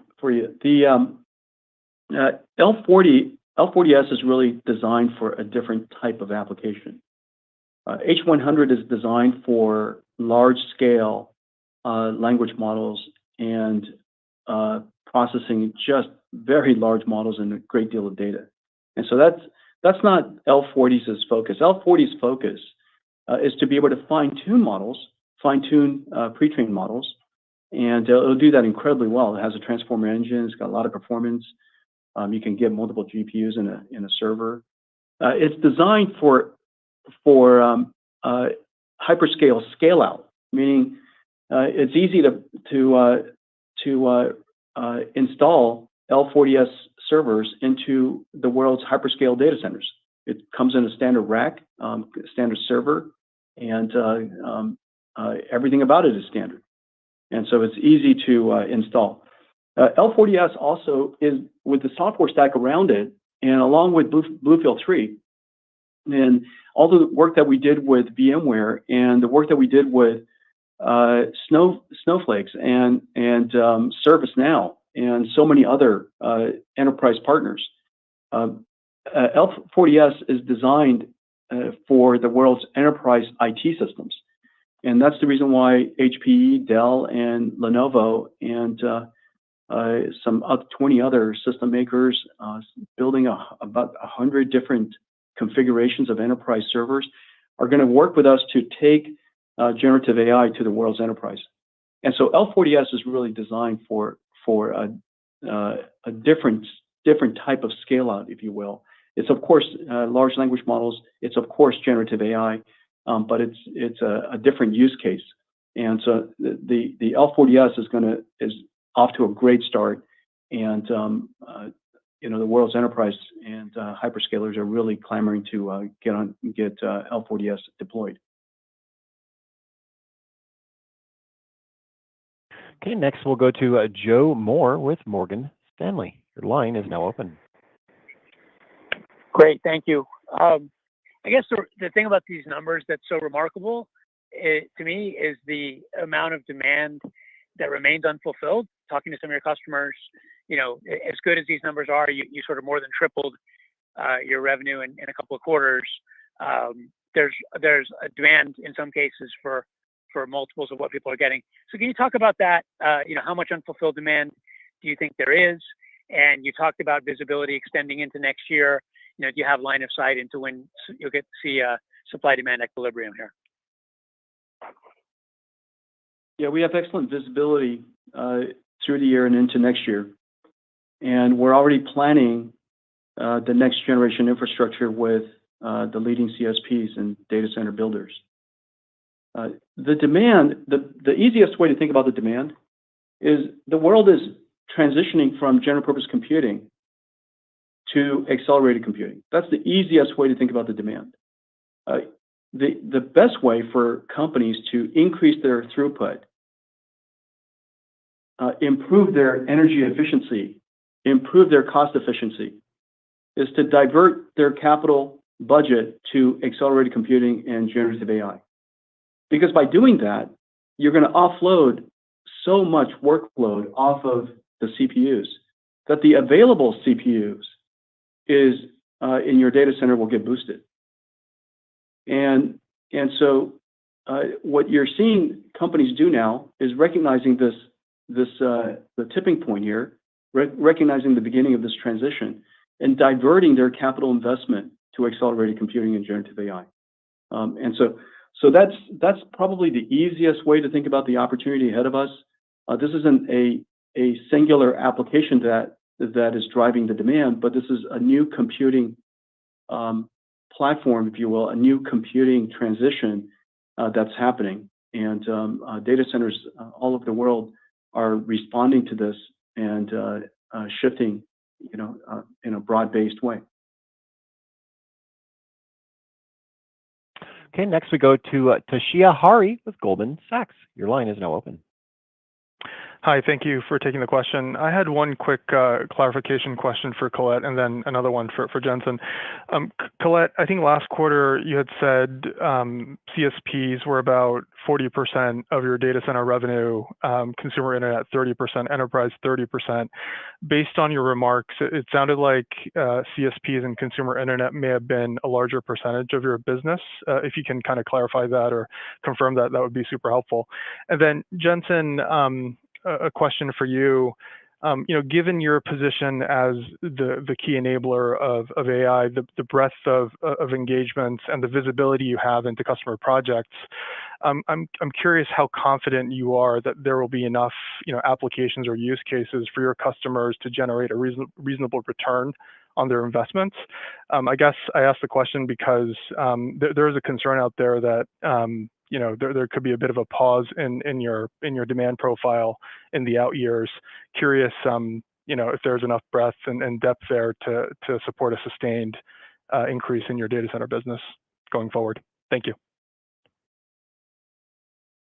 Okay, so thanks, Toshiya, on the question regarding our types of customers that we have in our data center business. And we look at it in terms of combining our compute as well as our networking together. Our CSPs, our large CSPs, are contributing a little bit more than 50% of our revenue within Q2. And the next largest category will be our consumer internet companies. And then the last piece of it will be our enterprise and high-performance computing. Toshiya, I'm reluctant to guess about the future. And so I'll answer the question from the first principled computer science perspective. It is recognized for some time now that general purpose computing is just not, and brute forcing general purpose computing, using general purpose computing at scale, is no longer the best way to go forward. It's too energy costly, it's too expensive, and the performance of the applications are too slow. And finally, the world has a new way of doing it. It's called accelerated computing, and what kicked it into turbocharge is generative AI. But accelerated computing could be used for all kinds of different applications that's already in the data center. And by using it, you offload the CPUs, you save a ton of money, an order of magnitude in cost and order of magnitude in energy, and the throughput is higher. And that's what the industry is really responding to. Going forward, the best way to invest in a data center is to divert the capital investment from general purpose computing and focus it on generative AI and accelerated computing. Generative AI provides a new way of generating productivity, a new way of generating new services to offer to your customers, and accelerated computing helps you save money and save power. And the number of applications is tons. Lots of developers, lots of applications, lots of libraries. It's ready to be deployed. And so I think the data centers around the world recognize this, that this is the best way to deploy resources, to deploy capital going forward for data centers. This is true for the world's clouds, and you're seeing a whole crop of of new GPU specialized cloud service providers. One of the famous ones is CoreWeave, and they're doing incredibly well. But you're seeing the regional GPU specialists, service providers all over the world now. And it's because they all recognize the same thing, that the best way to invest your capital going forward is to put it into accelerated computing and generative AI. We're also seeing that enterprises want to do that. But in order for enterprises to do it, you have to support the management system, the operating system, the security and software-defined data center approach of enterprises, and that's called VMware. And we've been working several years with VMware to make it possible for VMware to support not just the virtualization of CPUs, but the virtualization of GPUs, as well as the distributed computing capabilities of GPUs, supporting NVIDIA's BlueField for high-performance networking. And all of the generative AI libraries that we've been working on is now going to be offered as a special SKU by VMware's sales force, which is, as we all know, quite large because they reach several 100,000 VMware customers around the world. And this new SKU is going to be called VMware Private AI Foundation. And this will be a new SKU that makes it possible for enterprises. And in combination with HP, Dell, and Lenovo's new server offerings based on L40S, any enterprise could have a state-of-the-art AI data center and be able to engage generative AI. And so I think the answer to that question is hard to predict exactly what's going to happen quarter to quarter. But I think the trend is very, very clear now that we're seeing a platform shift.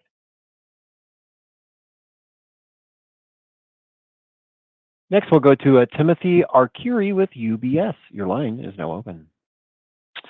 Thanks a lot. Can you talk about the attach rate of your networking solutions to your to the compute that you're shipping? In other words, is like half of your compute shipping with your networking solutions?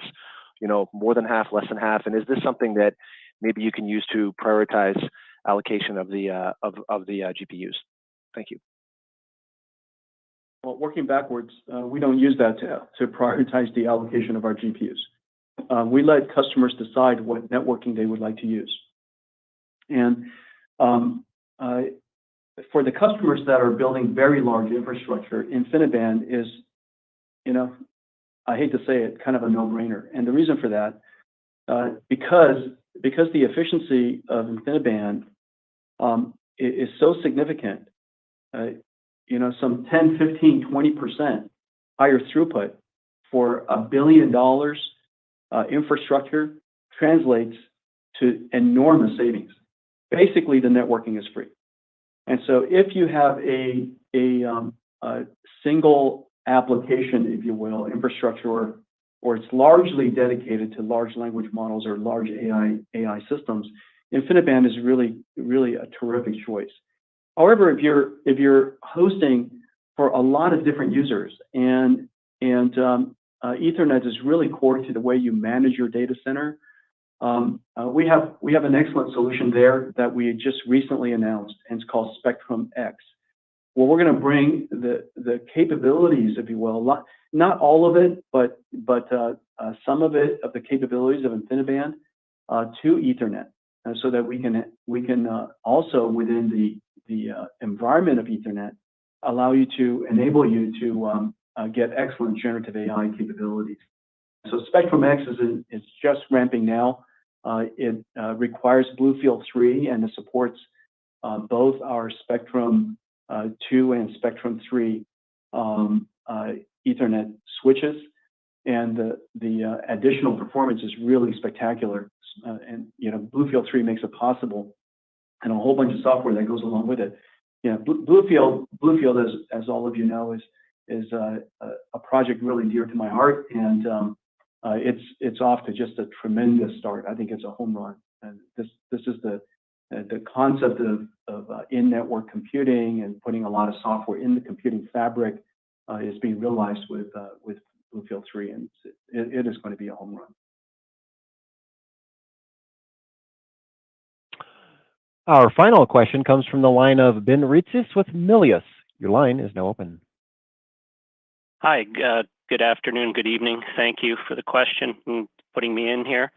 My question is with regard to DGX Cloud. Can you talk about the reception that you're seeing and how the momentum is going? And then Colette, can you also talk about your software business? What is the run rate right now and the materiality of that business?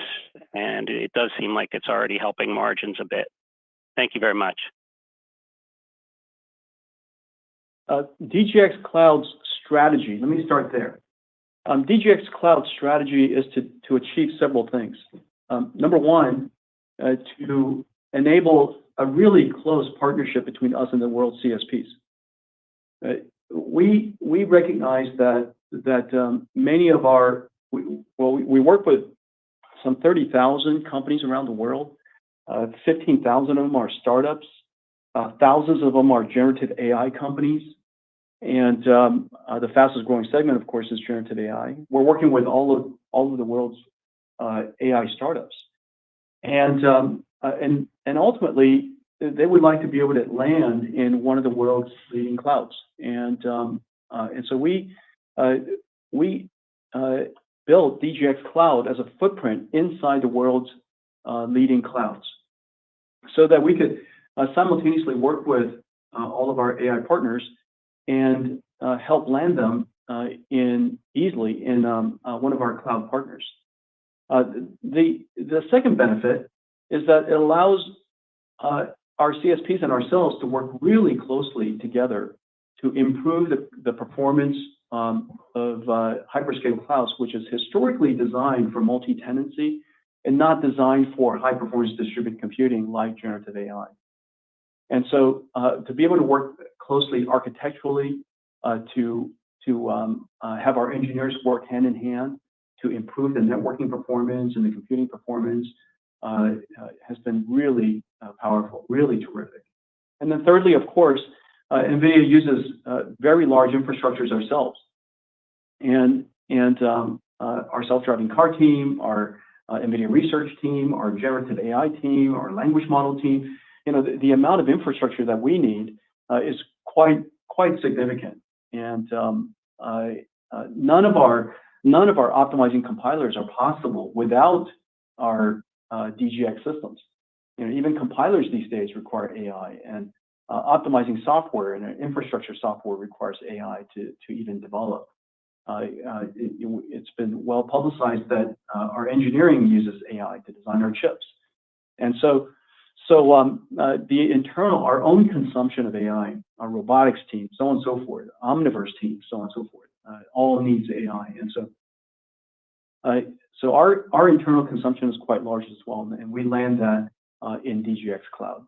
And so DGX Cloud has multiple use cases, multiple drivers, and it's been off to just an enormous success. And our CSPs love it. The developers love it, and our own internal engineers are clamoring to have more of it. And it's a great way for us to engage and work closely with all of the AI ecosystem around the world. And let's see if I can answer your question regarding our software revenue. In part of our opening remarks that we made as well, remember, software is a part of almost all of our products, whether they are data center products, GPU systems, or any of our products within gaming and our future automotive products. You're correct. We're also selling it in a standalone business. And that standalone software continues to grow, where we are providing both the software services upgrades across there as well. Now, we're seeing at this point probably hundreds of millions of dollars annually for our software business.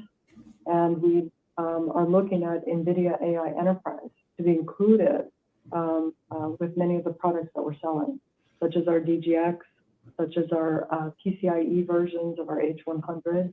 And I think we're going to see more availability even with our CSP marketplaces. So we're off to a great start, and I do believe we'll see this continue to grow going forward. And that does conclude today's question and answer session. I'll turn the call back over to Jensen Huang for any additional or closing remarks. A new What a host. computing era has begun. The industry is simultaneously going through two platform transitions, accelerated computing and generative AI. Data centers are making a platform shift from general purpose to accelerated computing. The $1 trillion of global data centers will transition to accelerated computing to achieve an order of magnitude better performance, energy efficiency, and cost. Accelerated computing enabled generative AI, which is now driving a platform shift in software and enabling new, never before possible applications. Together, accelerated computing and generative AI are driving a broad-based computer industry platform shift. Our demand is tremendous. We are significantly expanding our production capacity. Supply will substantially increase for the rest of this year and next year. Nvidia has been preparing for this for over 2 decades and has created a new computing platform that the world's industries can build upon. What makes Nvidia special are: 1, architecture. Nvidia accelerates everything from data processing, training, inference, every AI model, real-time speech to computer vision, and giant recommenders to vector databases. The performance and versatility of our architecture translates to the lowest data center TCO and best energy efficiency. 2, installed base. Nvidia has hundreds of millions of CUDA-compatible GPUs worldwide. Developers need a large installed base to reach end users and grow their business. Nvidia is the developer's preferred platform. More developers create more applications that make Nvidia more valuable for customers. 3, reach. Nvidia is in clouds, enterprise data centers, industrial edge, PCs, workstations, instruments, and robotics. Each has fundamentally unique computing models and ecosystems. System suppliers, like OEMs, computer OEMs, can confidently invest in Nvidia because we offer significant market demand and reach. Scale and velocity. Nvidia has achieved significant scale and is 100% invested in accelerated computing and generative AI. Our ecosystem partners can trust that we have the expertise, focus, and scale to deliver a strong roadmap and reach to help them grow. We are accelerating because of the additive results of these capabilities. We're upgrading and adding new products about every 6 months versus every 2 years to address the expanding universe of generative AI. While we increase the output of H100 for training and inference of large language models, we're ramping up our new L40S universal GPU for cloud scale-out and enterprise servers. Spectrum X, which consists of our Ethernet switch, BlueField-3 SuperNIC, and software, helps customers who want the best possible AI performance on Ethernet infrastructures. Customers are already working on next-generation accelerated computing and generative AI with our Grace Hopper. We're extending NVIDIA AI to the world's enterprises that demand generative AI, but with the model privacy, security, and sovereignty. Together with the world's leading enterprise IT companies, Accenture, Adobe, Getty, Hugging Face, Snowflake, ServiceNow, VMware, and WPP, and our enterprise system partners, Dell, HPE, and Lenovo, we are bringing generative AI to the world's enterprise. We're building NVIDIA Omniverse to digitalize and enable the world's multi-trillion-dollar heavy industries to use generative AI to automate how they build and operate physical assets and achieve greater productivity. All right. Generative AI starts in the cloud, but the most significant opportunities are in the world's largest industries, where companies can realize trillions of dollars of productivity gains. It is an exciting time for NVIDIA, our customers, partners, and the entire ecosystem to drive this generational shift in computing. We look forward to updating you on our progress next quarter. All right. Is This that it? concludes today's conference call. You may now. Okay, yeah. So man, they drug that thing on, man. It was time to end like 15 minutes ago, bro. Like you're saying the same things you said an hour ago. All right, but regardless of that, Nvidia had great earnings. Like every end of every earnings stream I do, you get this is what happens when a company has good earnings where a lot of people bet it against it, right? You got huge moves up, right? And very rarely does any stock actually hold the initial move up. It's not supposed to. People take profit once they get over a certain point. And then you get a dip. And then the bears come out acting like they were right, even though the gap up is freaking huge. Look at this gap up. Just to put it into perspective here, okay? Like, listen, this light blue line is the previous lifetime high for Nvidia. We are way over that. And so, bears, you can't try to claim this one, okay? Not yet, at least. Maybe you're right, but chill out, okay? Number two, I appreciate everybody joining me here today. This is one of the largest NVIDIA streams we've ever done. So thank you guys so much. We'll see where NVIDIA holds tomorrow. We got jobless claims, durable good orders, AMC's APE conversion, or it might be the reverse split tomorrow. The reverse split for AMC. And then Friday, we got Jackson Hole Symposium. We're going to stream all of this. So subscribe. Be sure to subscribe. Also, check out our sponsors. If you want to day trade with me, we do it every weekday morning. Again, the easiest, most cost-effective way to do it is a funded account program, and Top Step's the most legit one in the world. They pay out millions, fund thousands of traders a year. What they do is they give you a demo, they test your skill, and just taking the challenge builds you into a better trader. Most people are going to fail these challenges because most day traders lose, regardless of whether they're on Top Step or not. And it's just a lot cheaper to lose a challenge like this than to put up your money yourself and lose. It builds your skill, and if you're good enough to pass it, again, they give you a demo, they give you a profit target.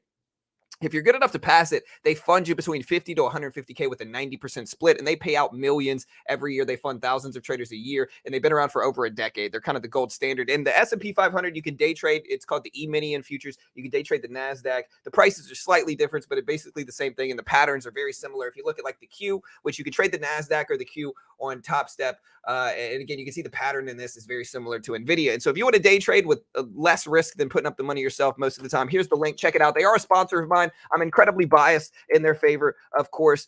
Also, guys, another great way to help support the channel, check out Chart Prime. Chart Prime, incredibly powerful as a tool. This is an hourly chart. And I was just looking at something while this earnings call was going on.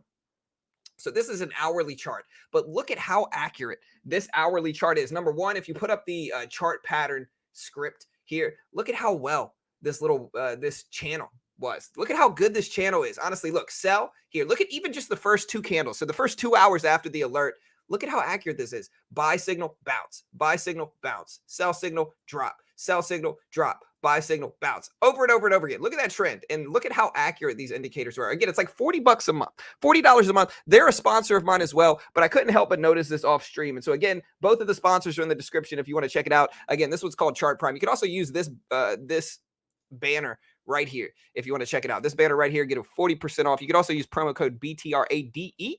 Incredibly useful. But yeah, let me know what you guys think. Again, we will be back bright and early tomorrow morning, bright and early. If I'm going to take away this banner, but you can find the links to the in the description if you want to check it out as well. But yeah, man, Nvidia flying up today, over 500, still broke lifetime highs, huge run up, great metrics, great EPS, great sales, great guidance. The earnings call was, very rarely do stocks ever hold these moves. Remember what I said? I said a lot of the time stocks will push up and break highs or break psychological levels and then pull back a little bit from profit taking. That's what's going on right now. Not a big shock. We'll see what Nvidia does for the rest of the week. We'll be back bright and early tomorrow morning. I'll see you guys there. Hit that sub button, hit the notification bell. And yeah, I'll see you guys later. Bedtime story, not today. Maybe tomorrow. I'll see you guys later.